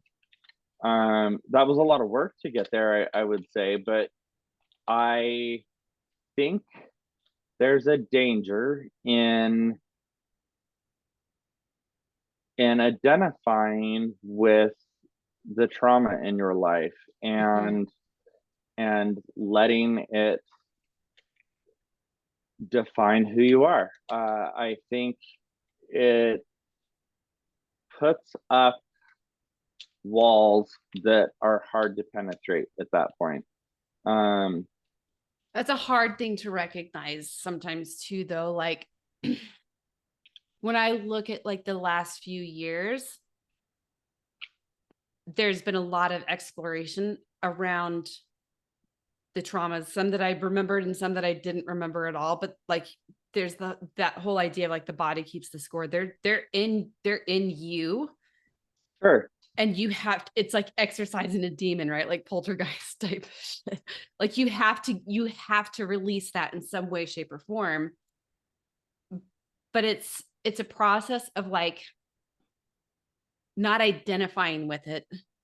You have to like almost kind of go back to it and attach a different story, a different feeling, a different thing to it, to let go of that attachment and move forward from it. sure, Otherwise you do, I think, get stuck in that victim mentality. But what I didn't realize was all of these like side effects of what happens when you're going back and doing the work to heal the trauma. I have isolated so much um, from friends, from family, from society in general, because it is this personal, deep, difficult process. Um, and it's almost like the one thing you almost need when you're doing that is the connection, is the people oh to support. yes, And but it's almost like that trauma response of like, this is my thing, or this is hard, or it's messy. It is very messy, and I don't want to involve somebody else in the messiness. So they're like, I didn't even realize I was doing it until I like look at it now from a different angle, and I'm like, oh my gosh, I have so detached myself in this process, um which is a trauma response. So it's like even in doing the work to heal it, to change it, there's still responses that you're subconsciously going into sure, because of that trauma. It's multi-layered. It's not this right. one and done thing, I don't think. But So to like boil it down for me, I guess I think of trauma, emotional trauma, the same way that I would think of it as physical trauma. Um, so to follow this all the way through for myself, you get this huge cut on your leg. Um, and some of those cuts you already know are going to heal. Like you don't, it's just a scratch. You know they're going to just heal up on their own, and you don't think twice about it. But that could be a really nasty cut. It could be life threatening. mhm, Um, and then the process of healing through that, I guess I view as this progression of this huge nasty cut. You um, sometimes you need to get immediate help, mhm, and let's say it gets sewn up. Um, and as far as that isolation goes, you don't want anybody to touch it. It mhm. hurts. It hurts bad, and you don't want anybody to touch it. So you're guarding it. You are pushing people. You're getting too close to it. I don't want you to hurt it. Um, I get that. Um, I but guess in a there sense too, does like sometimes too, like it hurts to clean that wound. So you almost like you stop cleaning the wound sure, and then it yep, gets infected, right? absolutely, I mean, there's like all absolutely. these It just different festers and routes. gets gross. Yeah. But if you can if you can take care of it, if you can um, provide it some gentleness and keep it clean, and you will start seeing them moving forward. unless you're not taking care of it. If you're ignoring it, it's going to get bad. Mm-hmm. If you're taking care of it, it's slowly going to get better. Um, and then as far as like community and being surrounded by people, at some point, that that wound may wrap all the way around, and you can't get to all of it. And sometimes you need to get to a point where you trust someone or more someone's Mm-hmm. um, to help you out with that. And you say, hey, I got this really nasty cut and it's super gross. But I don't know that I can deal with all of it on my own. And you have to let people in. Yeah. You need help. Yeah. I You always think have it to like have this makes someone. me think of the finger sticks, like where they, you do the little finger prick to get the drop of blood that you Right. put on the glucometer or whatever. I literally cannot do the finger stick to myself because I know it's coming. And it really Right. doesn't even hurt that bad. It's just like the No, anticipation of like sure. that thing. No, it's But thinking I it's going can to like hurt worse turn than it's going away to. and Yep. have somebody else do the finger prick. Yeah. And in Yeah. so like that's how I kind of look at it is it's like there's going to Yeah. be things that you can't approach by yourself, Right. but if you let somebody else help you with it, then you're able to get the Yes. blood drop to go on the glucometer and And keep moving. yeah. And to finish this the rest of the way through, like, I mean, if you're taking care of it and you've got help taking care of it, and then I would say there's some work involved in it that you have to do the research, do the work, Mm-hmm. into what's the best way to maintain this and what's the best way to recover from it. And you start trying all the things. Um, for mental health, I would say I would call them probably maybe modalities. Mm-hmm. Um, for physical, it's treatments kind of thing, but you're trying things on and you're seeing results or you're not seeing results. But if you aren't seeing results, you don't keep doing it for eternity and think that it's gonna to get better. You Yeah. you try something else. Yeah. Um, and eventually, I think, some things happen where maybe that wound goes away altogether. Mm-hmm. Um, and you reach a point where you're not positive where it even was. You haven't forgotten. Yeah. You know it's there. Yeah. And maybe if someone took an x-ray, did an ultrasound or something, they would still be able to see Yeah. where that was. But you can't anymore. Yep. Um, and other times it leaves a big old nasty scar. But even big old nasty scars are healing. And Or healed yeah, and you completely. you eventually scars fade. Maybe not all the way to gone, but they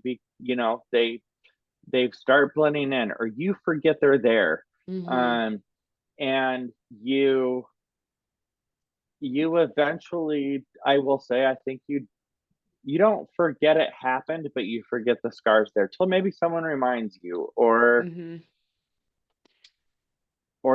you notice it in a different situation, different circumstance. But um, I think too often, if you choose to show everybody your scar, um, you will never get to the point where you don't notice it anymore. If Yeah. that is how you identify you're the guy with the big scar, um, then you will forever be the guy with the big scar. Yeah. I like Um, Tim Ferriss calls this trauma vomiting, where it's like every time you talk to somebody, they've got to bring up that same trauma, or that I am the way that I am because of this trauma that happened, and there's right. never this release from that That statement, thing. I mean, Young Pueblo says it several times in the book, and you just said it, and I'm like, there, that's it right there. Um, so repeat what you just said. So there's never that release from the trauma. Yeah, I am who You're I am, and I all can't. yeah, I am who I am because of this thing that happened to me, Right. and So stop therefore I there. can't ever be a different person because this thing. Right. And that goes back to the identifying thing. I am who I am. That is a choice. Yeah. uh, with everything we've been talking about, you are who you want to be. Hmm. um that doesn't change what's happened to you, but you choose to live in that place or redefine yourself. Yes. And when you say, this is who I am, you have identified with your trauma, um, The and you only will forever be it. So this is the only caveat to that. And I think even it being a caveat, it's still not a definitive, like you're just stuck being the way that you is epigenetics. So this is literally your genes are expressing the way that they are because of familial trauma patterns that have been passed Sure, down. So this could be absolutely. like we've talked about this when mom was pregnant with me, her and bio dad were fighting all the time. It was very tumultuous time. And so Sure, therefore in utero, I'm getting all her stress hormones sure, and that affects the way that my genes express. But that's not sure. definitive in the sense that it's like there are things that you can do to change your environment, to change your You thinking, can to change take your epigenetics. you can and You, express genes differently. yep, 100%. And this has been proven in Um, people that come from, a lineage of people that were in encampments in Auschwitz. And obviously that environment affected how genes were expressed in generations to come. But absolutely, there's people that are maybe fourth, fifth generation from that have changed the way their genes express by changing their environment, by 100%. changing their relationship to that story, to that trauma Yeah, history. and even if the only way you identify is that I mean, even if you wanted to say you can't change, um, this part of it, like you can't change who you are, I think there's some pull that's important to look forward, um, Mm, to see past your now and your circumstances. And I think there's an obligation to change, your patterns and stuff for what comes after you. For yes. I think constantly about how I'm presenting myself and how that radiates out from me. Um, Whether that's at home or at work or in my personal life, like it's resonance, it's vibing with people. I mean, Well, it's we all breaking the know that one cycle. person that can walk into work and just kill the whole mood. And I don't ever want to be that person. Like Hmm. ever, I don't want to be that person. And so I do feel like there's an obligation on me to be the type of person that I would like to have in my life. I want to be that person in other people's lives. And quite frankly, I don't want to be, um, I don't ever want to identify as a trauma survivor. Yeah. Um, I don't want to people to go, oh shit, here he comes again with his damn story about, Right. um, Yeah. and I know I feel that way sometimes. That's not to say I'm insensitive and, that I don't understand that people have been through, um, some people have not been through as much shit as I have, and Hmm. some people have been through infinitely more. Um, but I've also seen examples on both sides. I've seen people with way less trauma than myself, wallow in it, and I've Yeah. seen people with so much more. Like Viktor Um, Frankl. I mean, talk yes, about a guy there we that go. took There's something atrocious and turned it into life purpose. I mean, I don't know yeah. that you If you haven't actually read Man's can. Search for Meaning, it's definitely a read. Um, Fantastic. and perspective on what you think your trauma is. Yeah. I mean, I think that's an important piece too of like when you're reaching out to find that support network of people to support you as you do the trauma work. I think it's important to find the people that are willing to be reflective mirrors and call you out when you're like you're wallowing in that story or like you're letting the story become you. um Yes, it like, I think you have to, it's a fine line of when you call somebody out on their trauma vomiting, right? But it's because you don't want to diminish somebody's trauma. You don't want to try to rush their process of like how they're moving through it. But I think there is certain people in life that you have to have them to be like, man, when are you going to like let go of this attachment to Yeah. this story? Because you can change that story anytime you want to, or Yeah. you can just like let that story go because it truly is in the past. You can't change it. Right. Yeah. So I mean, the only thing we have control over is what lays in front of us. yeah, I I mean, think, you know, so good way to wrap. every now becomes a then, Yes. instantly. Yes. And so the only thing that you have any direction over is what lays in front of you. This present moment right now. Boom. Sam Then Harris coming back into my life every morning. I think like a good way to wrap this into a nutshell, again, thanks to young Pueblo, page 43 at the end of one of the paragraphs, healing and personal growth are grounded in establishing a new relationship with what you feel. Boom. boom. I think that's so true. Like that is the work of trauma healing. It's, you have to change the relationship to what you feel. And you have to want to change. Yes. I mean, there has to be the desire to be more than. Agreed.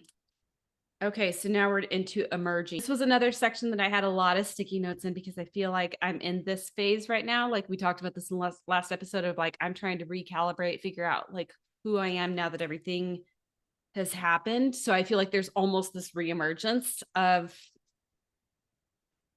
self that comes in that phase.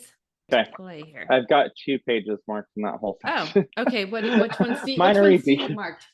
60 Okay. and 91.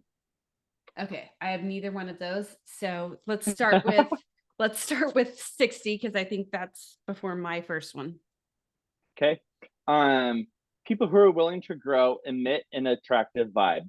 Yes. Even if you are just starting on your journey, being comfortable with moving beyond old limits gives off a special energy that calls in other emotionally mature people.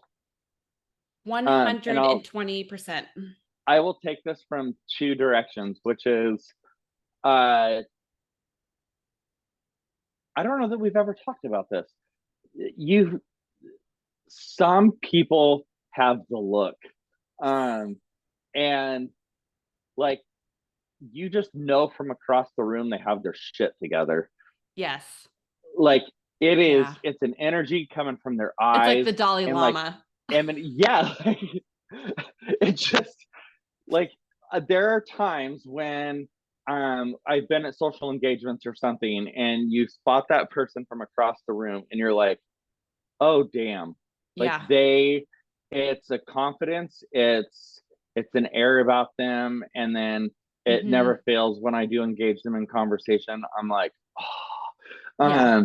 wow, like It is. fuck It's an you. energy. It's a vibe. Jack Cornfield is one of those, like, if you've ever watched interviews with him, like on YouTube or seen like how he is in person, not You don't just even like have to see listening it. to Like the him. first time I heard him, Oh I'm like, God. Yeah. Jesus. I Like it's mean, coming out of the tone of his voice. It's like, well, this fucker has it figured out. um, totally. It's then it's like it's just this confidence in self. It's this confidence in like they can take on whatever gets thrown at them with this equanimity. I almost feel like this about Gandelman. Like I still have this like deep yeah, love for him in my heart because he's just this like person. I like on a really basal level. I feel it's like the no fucks to give attitude. It just Yeah. blows my mind, and not in a negative way. Like nothing phases him. Yeah. Um, I just it's the positive version of no fucks to give. Yeah. And I love it. And Yeah. I've met a ton of people, and I've had the pleasure to um just be instantly surprised when I've shown up someplace and had the opportunity to meet that person. I'm like, oh wow, like, and that's what's, I think, for me, that's what provides role models. Mm-hmm. It which is gonna lead to my other one, which okay. Right, Um there is like this vibration. Like that's how honestly how I pick the teachers. You know, your teacher should always be that's what I'm changing, saying. My updating, mentors. right? I'm like, oh god, like this is someone I want to I want to model know after. how This he is did my this. mentor. Yes. Yep, I need more of Um, that wisdom or that piece in my life. and And I even think I know he's controversial, but I feel like that's Sam Harris for me in a sense that it's like there's this confidence and equanimity, but also expansiveness in how he views consciousness. sure. So Sam Harris was a great example for me to jump in though and say, I don't necessarily have to agree with everything that person says, does, believes. But there's a confidence in his beliefs that I want to have in my beliefs. Mm-hmm. That doesn't mean I think his are always right. It's just, it's like someone has done a lot of work to be that comfortable with themselves and what Yes. they believe in.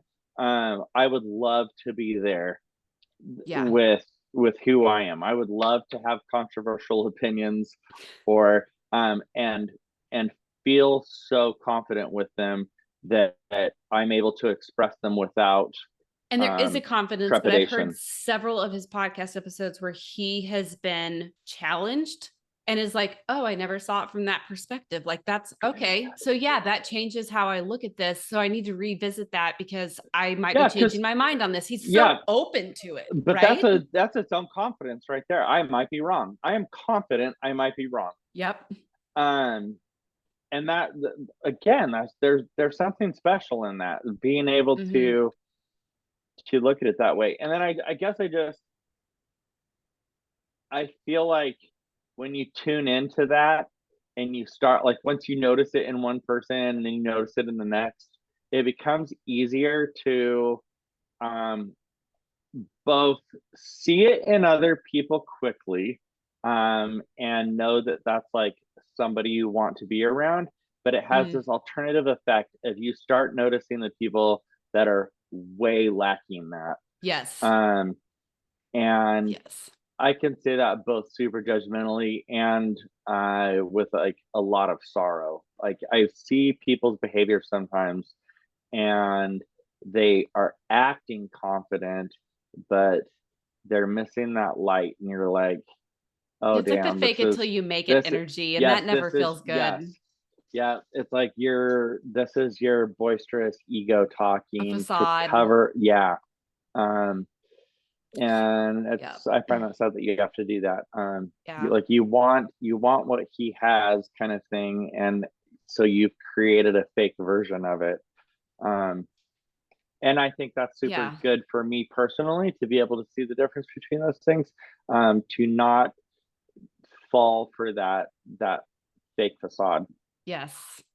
I mean, it's a lot of the masking that we do. And I think that, you know, speaking back to like authenticity and that intuition, you get this gut feeling about people that are faking it till they make it. You realize that it's like, okay, I get that you want to be this person or embody this thing, but you are so not even there yet. And I don't want to, like, again, to take judgment out of it. It's like everybody's on their own timeline.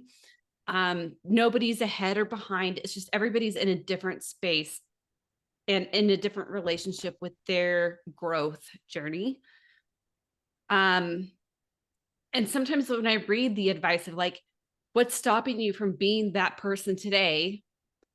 That's where you kind of get the fake it till you make it like people from. It's just like, oh, just jump into this and just own it and just pretend that you're already this thing. I think that there is a integration part when you're taking on a new identity or doing the work to become different in an area that you want to grow in. Yeah, I think people lose sight of the until you make it.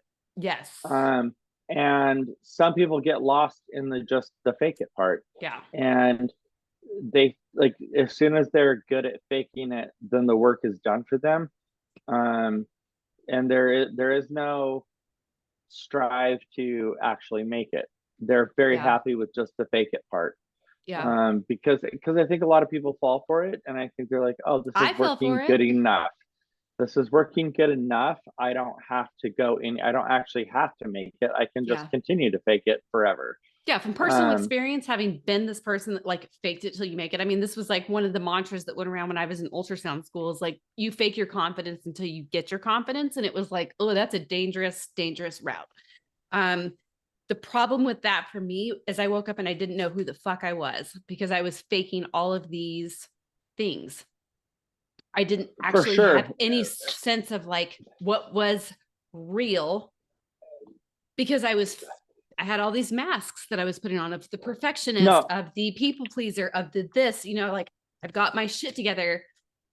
I remember you even saying like when I moved to Denver, you're like, she has landed, like she has got this oh, figured out. I still, I'm not saying it fit for you, but I don't know. We'd have to pick that one apart, which is probably longer than this Yeah. podcast. Of in that time in that place, were you just faking it, do you think? I was going through the Or for that motions. time in that place, did you feel like you had made it? Um I was going through the motions. There was still a lot of it almost, like how you when you have a splinter, it's like you feel it. It's not like super present, but there's this just like offness underneath the surface that I just wasn't paying attention to. It was like, right, I've met the metrics. I have all the like, there's no reason to not feel successful in this. But there was definitely and a lot of this comes from reflection where I look back and I'm like, I didn't know who I was. I'd been Sean's wife for so long. I'd been in this identity in Texas for so long. Um, that was a whole like identity shift to me where it was like, as long as I have like these performative outside facing Sure. things, it looks to people like I have my shit together. Okay. But I also was writing blog posts back then. I did not publish them, but I've gone back and read them and I'm like, oh my God, like, look at you, girl. You are just a tornado inside. But on the outside, everybody was like, you've got this great apartment in downtown Denver. You've got a great job. You have this circle of friends and you're always like going and doing and new experiences and you're spending time in nature and like adventuring and traveling. And like, sure, it looked good, but the internal world was, Okay. and I think Okay. that's like the mask of faking it until you make it kind of thing is like No, I get that. I get that. Like, I guess from the outside perspective, it would like, mm, yeah, I can see what you're saying. I guess I probably wasn't aware enough at the time to be thinking of an internal environment. I don't think Not either, something that really crossed again, my yeah. mind. I think I was probably on the metrics thing. Mhm. Um, and like, if that is truly who you were, then that is definitely like a fun life that um, I could see as being rewarding. I mean, I still sometimes Yeah. think I want that life. Um, I do all the time. Like I still compare to that metric where I'm like, okay, there was a part of me that was very happy with that. I loved my social life. I loved where I lived. I had easy access to like all things fun in Denver, but then also living in Denver at the time, it was easy to access the mountains. It was to me, it was like utopia. And I look back at that and I'm like, okay, what were the things that were in my life then? Because I did have a sense of fulfillment. I did enjoy my life. Um, I think there was just a lack of self-awareness sure. in that sense. And so I've tried to go back and be like, okay, I need to develop my social circle and I need to start doing run clubs again. And I need to be like, maybe I do need to find a non-denom like spiritual center that I can go and find community in that because that was a big part of it too. I need to live close to the vibrant part of the town where it's not the suburbs of slowness Right. and peace and quietude. I mean all these things, but I was a different person. Right. And I mean, that's where I'm like, oh, God. Like, was that fake or was that just different? Like, I don't know. Like, I mean it's I guess in some a of sense it I like don't see as fake as much as yeah. I see trying on the pants that don't fit. Like, let's too. just put it Like this way. Some of the there was performative something. outside facing metrics were super fun and they were fulfilling. And it was the things that I think lead to a life that you thrive in and that is the good life. But I also look at like my writing from that time and what was going on in my internal world. And there was for Sure. sure this misalignment, a mismatch of what I was projecting out and what was What you were actually feeling. what Okay. my experience was. I can get that. So from an outside perspective, I think the one thing that I will say, I took away from that. It's not that I necessarily wanted your exact life. Um, I would say that period of time for you inspired me because you were trying on all the pants. Oh god, yeah. Um, And sometimes wearing and the pants that didn't. no, for sure. And sometimes you probably kept them on too long and then had to take them back. And Yeah. Yeah. Or but donate them to Goodwill or for someone that was coming out of having worn the same pants for the last 20 years, that was super inspiring that you were like, and today I'm going to wear green pants. And if I don't like green pants, then tomorrow I'm going to wear red pants. And it, and I was like, wait, you can change pants? right.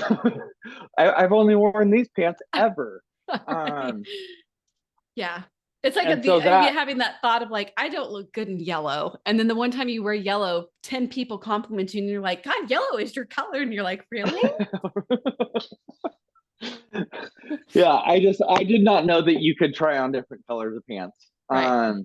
And you were trying on all the All the colors. pants, all the pants, And all the that, yes, shirts, all all the the, pants, all the yeah. styles, all the colors, all the, and I was just like, oh, I didn't even Yeah. know that was a possibility. I had limited myself Yeah. um to what was possible. Mm. And you were living this life where you're like anything is possible. I am actually making a note of this for my New Year's stuff, like that reflection. I kind of almost look at that as like this exploration, a sense of discovery. Oh Um, yeah. so I need to revisit And that when I your do sense of my. discovery literally helped my sense of discovery. Like, But there's that vibe again, though. When you see somebody else yeah, in that yes. When I vibration, you're saw you, like, yes. hmm, When I saw you doing it, I realized this is like the only thing different between you and me is that you were giving it a go. yep, Um, and that I was never going to be anybody other than who I was if I didn't go try on all the pants. yes. Okay. So this is just another excerpt from one of the longer prose. Um, the highest levels of happiness are not available unless you exist in harmony with the truth of change, and that requires you to become more flexible with your idea of who you are and what you desire. Which is exactly what we were just talking about. I Like you mean, have to be flexible. It's going to change. you could not ask for a better bow tie than that Right? on that.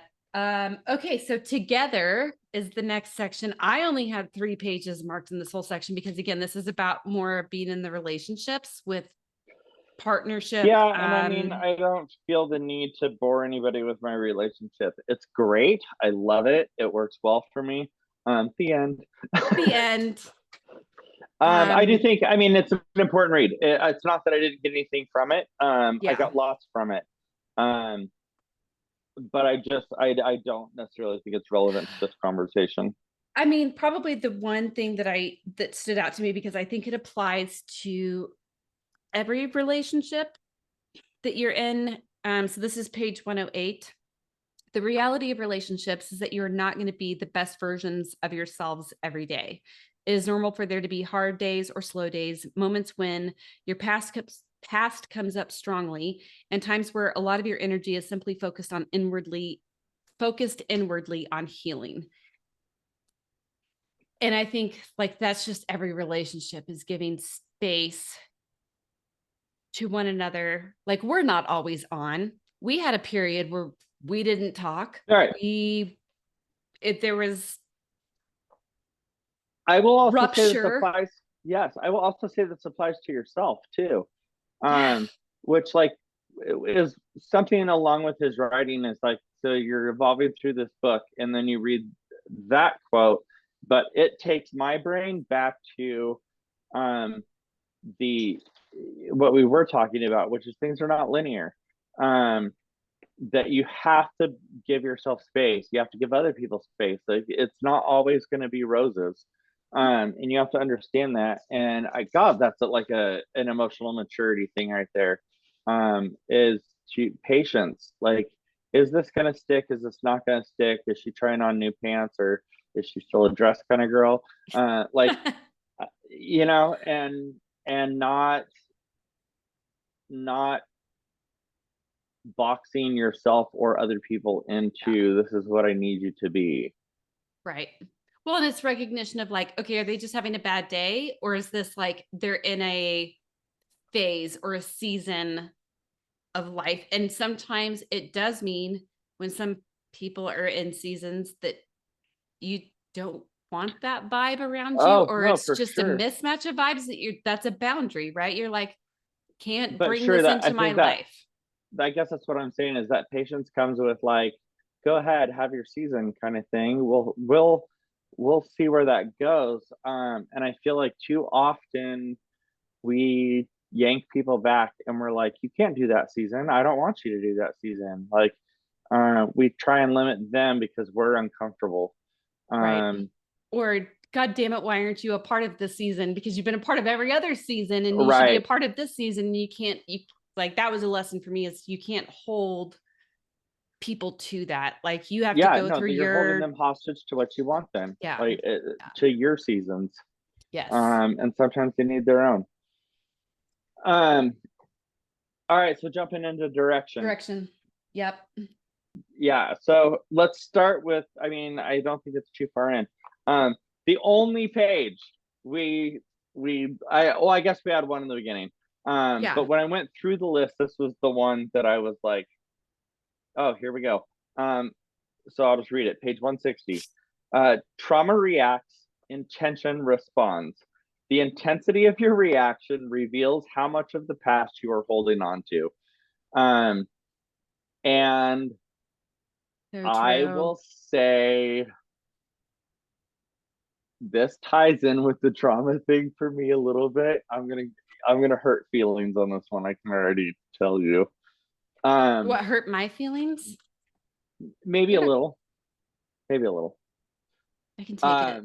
So I'll work this that shit out with my therapist. I would encourage everybody to notice when you use the word triggered, um, Mm, and associate that with this quote, which is yes. the intensity of your reaction reveals how much of the past you are holding on to. Um, My mantra around this is if it's hysterical, it's historical. I like that. Um, and but this goes back to so much of what we were talking about, like people saying it, Yeah. like the facade, it's the real versus the facade. Like, oh, I've worked through that. um and then the next time we even get close to that wound, um like the fireworks go off and Yeah. you're like, have I you? thought, have you worked through that? uh, And I do think all that healed, sometimes huh? like you think you've healed a trigger and then it comes up in a different way, shape, form. Sure. So like I think of like the trigger of like not being seen or heard. That's a big trigger for people. No, The for lack of sure. recognition or lack of connection. Um, and so that may come out in like how somebody disregards your opinion, like a friend Oh, disregards your absolutely. opinion. But I agree 100% that the intensity of that reaction, Yeah. um, is you're still holding on to that story that you're never listened to, that your Yeah. opinion is not valued. Like, Yeah. that is the story that you're telling yourself, sometimes true. Yes. Um, that, Yes. but if you're still hanging on to that, I so agree that this is the blow up. I was triggered. Um, well, if you were that triggered over it, then you need to inspect how much of that story you're Yeah. still hanging on to. And I think sometimes we think we've worked through something and then a different situation that hits that trigger comes up And maybe it's Yep. not the friend who disregards your opinion. Now it's your boss when you tell them that you're struggling with something and they just disregard you completely, right? Or dismiss it. Right. And you're like, ooh, I don't feel seen. You react to it again. Like the universe is going to keep delivering you situations Yes. to test Yes. Yes. Yes. how much you're still triggered by that and how much growth you have actually done in diminishing the hold that that trigger has on you. Yes. Yes. And Prepare for that. yeah, this isn't a judgment statement around don't be triggered by Yeah. any means. I don't think you can necessarily help that. I would encourage you, myself, everybody to use those moments when you're like, fuck, I was so triggered, to be like, fuck, what am I hanging on to? What am I hanging on to that hard that this circumstance still Yes. still gets to me that much? And am I telling myself and other people a narrative that I've dealt with it?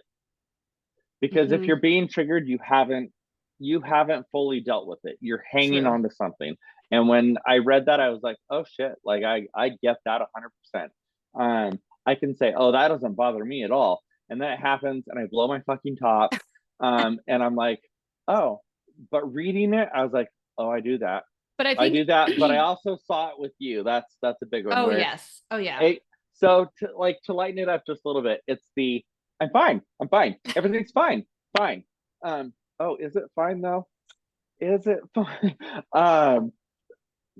That I am starting to get to a point where that word fine, Yeah. um, I've stared noticing there that if I use it, I'm probably I'm not not fine. fine. Yeah. But Which it's a then it knee comes jerk to like just asking the question like how are you is what most people say. And I think I'm fine. one word that you can add into that that digs into or surpasses the response of I'm fine. How are you really? Oh, okay. Well, I'm So where pissed. I notice it the most with myself, is people looking for affirmation. So this Validation. is the new, yep. So this is the new policy at work. Is that okay with you? And I'm like, it's fine. No, it's fucking not. But I've now noticed that's where that word comes out for me. It is, Yes. are you okay? I'm fine. Ooh, am I Yeah. though? Like, so anytime I use the word fine, Yes. I've now started If noticing you like, use oh, the word fine, here's coaching coming into it. A coaching question that I would ask around that is, what are you tolerating? yeah, no, that's what fine means. It Yeah, is a I'm tolerating. tolerating something. Yep, yep, Eventually, you're not going to be tolerating that right. thing anymore. Agree. So you better deal with it because you Yes. won't be forever. And there's Agreed really so nothing much. wrong when somebody comes to you at work and they're like, here's the new policy. What do you think? And you're like, I think it's bullshit. I think it's stupid. Or I don't really know why this had to change or why you think this is the solution to the problem because it's so far from the solution to the problem. Because at the end of the day, like there's that voice of authenticity again. It's not fine. Yes, I'm going to tolerate it because I have to tolerate it to a certain extent, but I'm also not going to withhold my true thoughts to validate your new policy or validate Right.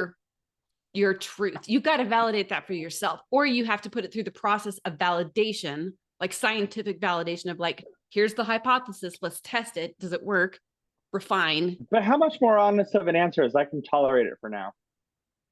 I Then mean, and it's that's a fine. yeah, I feel like it's fine is a false validation, yes, whereas it's tolerable for now is the truth, at least for me. Like, yeah. and I, I don't know. I kind of like making people uncomfortable a little bit, so I do. Too. that that gets that face, especially in a professional matter. Like, so this is the new policy, and you're like, oh well, I'll tolerate it for now. Yeah, right. For now, Is yeah, I or can't I really put a can tolerate. timeline. I can't No, really put a because you know timeline it, on you're that not going to tolerate it forever. At some forever. point, it's Yeah, going to be the burr under your saddle. yeah. Um, Um, Okay, I'm just looking right here. So this is probably the one that yes. Because I think we talk about this like growth moving forward. So page 173, it's not always time to grow. Find the balance between staying committed to your evolution and taking time off from continuously advancing to new levels. Being where you are with intention and enjoying how far you have come help break the attachment to always craving results. Making time for integration makes lifelong growth more sustainable Um, in all aspects of life. in every way. This also You comes into can't, play when you do psychedelic journeys, people. You have to give yourself time to integrate yeah, you that. can't do anything you can't do anything constantly. No, Um, nor is there instant gratification in everything that you do. no. And so I think that there is this strive to, like, every waking moment of every day, I need to be working on making myself a better person. And I think it's so important to take a big breath and be like, I'm at a good spot to take a rest. Mhm. Um, I'm and just going and to let be for a little bit. and let this new me sink in. Yes.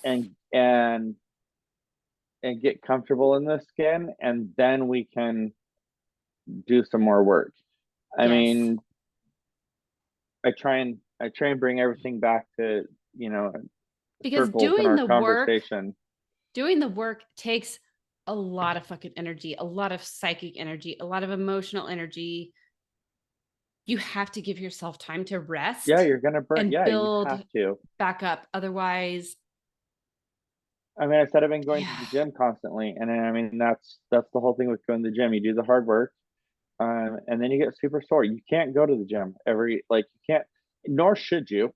right. Um, you have to then be happy with the work you've done, um, and support it. Like, Yeah. you have to eat right, read right, drink right, sleep right. Um, like, you have to give yourself time to let those muscles grow. And Hmm. then once you've had that rest and you're re-energized and rejuvenated, then you can go do more work. But take a break. Like, enjoy And where you're sometimes at I think too. like you get on this like projected path and you're like, go, go, go, growth, growth, growth. But if you don't give yourself the space to just like integrate and be for a little bit, that's the time when like you've let the intuitive hits drop where it's like, oh, I thought this was the next step, but now that I've taken the space and I've gotten some perspective on like how Yes. far I've come, this is actually the next step forward for me. Yep. Completely. You don't have to stay on the trail that everybody else has blazed, peeps. Nor will you. You can No. try as hard as you want. Life will kick your ass. Okay. Confidence. So I What page think does confidence start on? confidence. I wish that was like how we could define life. Like, what page does confidence start on? Like, what year does Right? confidence? Oh, that is a great. Yeah, I probably need to, like, write that on things. What page does confidence start on? Love it. This was like when you Oh, introduced me to Young Living essential oils, and there was like gratitude, and I'm like, I want to know what gratitude smells like. and now you know. I do. Now you know. I So diffuse it all the on that, time. that's literally my first marked page is 190. Realize Okay, how short the walk is from gratitude to happiness. I marked that one Um, as well. did you? Oh, then maybe we had a few more than I thought we did. Yes. Um, Yeah. I and not fake gratitude, not I'm being forced to write three things in my journal every morning, and I'm like really struggling. Not that gratitude. This is where my problem Um, with gratitude journaling is you're forcing people to be grateful. And then I don't right. think it comes from a true space of gratitude. I think gratitude comes in those moments when it just hits you and you're like, fuck, I'm so grateful that of this or for this or that. Yes. I Yeah, it's mean, taking, and that's kind of goes back to the last one. It's the little pauses. It's the pauses where you stop and you be grateful, that you've made any progress. You may not be at the end, but you're grateful for the progress you have made. And I mean, it can be so simple. It's grateful that the dogs have mellowed out on the couch and will not be background noise on this podcast. It's so many little things in the moment that, um and then but I do think it's a practice that you cultivate. Yeah, It's taking those pauses and also thinking about being grateful. And I think slowly but surely I do. I think it turns to happiness. it Um, does. It and it's does. definitely a perspective. You can choose to be miserable, and you can choose to be happy. You can choose to be thankful, and grateful for everything that's going right in your life, or you can choose to look at everything that's not. Yeah. And But sometimes I there's like delayed gratefulness, like, so like the whole jail thing, but now it's opened up to right, these other opportunities that I'm like, I'm actually grateful for that experience because yeah, A, it brought a lot of awareness. B, it opened up doors of opportunity that I don't know would have opened up if that hadn't happened. If I hadn't been yeah. And forced almost into these situations. I was there. I was there, and I've maybe fallen off the wagon a little bit with it. Um, but I can 98% sure say, no regrets. Uh, Not a single letter. not a single letter. Um, I mean, there's lots that other people I bet regret for me.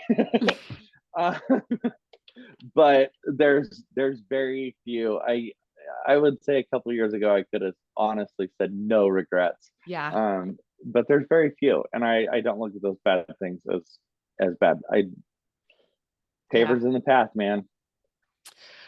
So this one I pulled out just because I thought it would hit home with not bio dad, other dad. Page 180. I thought we would have more time. The end was not just unwanted, it was completely unexpected. When trouble arose, I hoped things would quickly return to normal. I was not ready to have a new chapter forced upon me and to be handed such a heavy feeling of loss. I must learn to tend to my heart in new ways because you are no longer there to help me hold it. All I have in front of me is the great task of creating a new idea of happiness and home. I marked that one too. But I marked it for you. I knew you would mark that one. I really did. Uh, yeah. I mean, this is one of those longer ones where I feel like it's frame of mind. Mhm. Um, Yeah, that definitely hits because of situation or circumstances, what's relevant in yeah, my life, salient in my life right now. yeah. And so I feel like it's really easy to focus on, um, I thought we would have more time. Yeah, I mean, don't we all? In all things. Yeah. I guess what I wanted, I literally knew you were going to mark it. So I was like, oh, I'm going to mark this because I have something to say to you about the end, which is all I have in front of me is the great task of creating a new idea of happiness and home. And the reason I marked that is I, um, I read that last verse a couple of different ways. Um, One is the great task.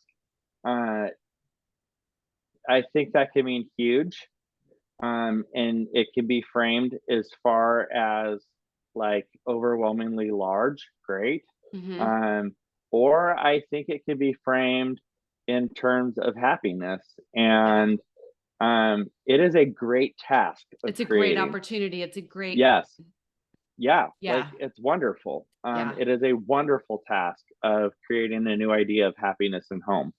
Look Um, at you reframing like a boss these right? days. I know. Thanks for that. So So, I think there's a lot of reframes in that, like the great task, the wonderful task, the opportunity to do that.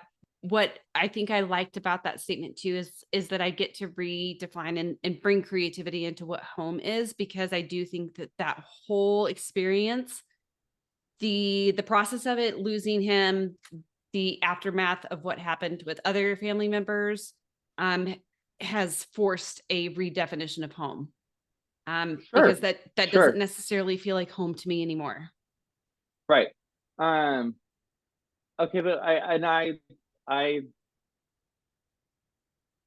I guess I've always felt, but some of this comes from how much we've bebopped around the country, kind of thing. Mm, Um, Home is where I land. Like home is yeah, literally what I make it. Um, yeah, And sometimes I catch myself falling into old patterns. So I will say things at work like back home, Yeah. um Yeah. and I'm like, but it's funny because sometimes I talk back home, sometimes I'm talking about the Pacific Northwest, sometimes I'm Yeah. talking about Bend, Sometimes I'm talking about sometimes I'm talking, Steamboat, Denver. yep, Yeah. yep, absolutely. And I realize, oh, I guess that's sort of where I had the realization that um oh wow, like home is where I make it for that. Like it's fluid. Yes. Um, and right now, Tennessee is home. Yep. Um, and so, And certain and people, it, like you're always a home to me. It feels yeah, like being right, home when I'm with right. you, or, Yep, no, absolutely. but I think a lot of this Um, too is back to the authenticity piece of your home when you're in your authentic self, no matter agree, where right. you are location No, for wise. sure. And some of that is what I guess that's a perfect way to say, like that's the bebopping around thing. Like I love it. Yeah. I have loved every chapter that I've opened and closed. Um, because for most of those, I was being some version of my authentic self. Yes. Um, even if it was the rotten side of my authentic self. Um, that is all, like that was necessary to be who I am today. And so, Yeah. I mean, Portland was not probably the best experience for me as a human being, but I will say it definitely brought some things to the forefront that I've had to deal with. Mhm. And so, wouldn't trade it. I wouldn't skip Portland. Portland, there is a piece of me that will always call Portland home, Yep. as well as Seattle, as well as Spokane, as well. Like I can keep going and going and going. And right now, like mom is in Walla Walla. Um, that was my home for a long time. Yeah. I don't think of it as home anymore. Yeah. Like that was a different life to me, and Yeah. I I don't think of Walla Walla as home. Um, Yeah, I think it goes more back to like the the authenticity that we had in a certain location that makes that right. resonate as a Yep. home. But ultimately, home is just that place where you feel comfortable, where you feel safe, where you Right. feel And I think seen, that opportunity heard. exists over and over and over and over Yes. again. It may not Yep. yet, but I think the opportunity lays in front of you Yeah. to, at some point, there will be a part of you that Tucson is home. There's And already a at part. some, right, There's been a there's, lot of healing here. right, right. And that's, I mean, that's huge. And the moment, wherever the next place is, if there's a next place, um, same thing. As long as you're pursuing your goals and being authentic, then a piece of you there will be home. Okay, so the bow tie for this section is Yeah, page 209. The best 209. the best days of your life can't happen without you there. Live with presence, live intentionally. Agreed. A little dark. I feel like it's a little suicidal.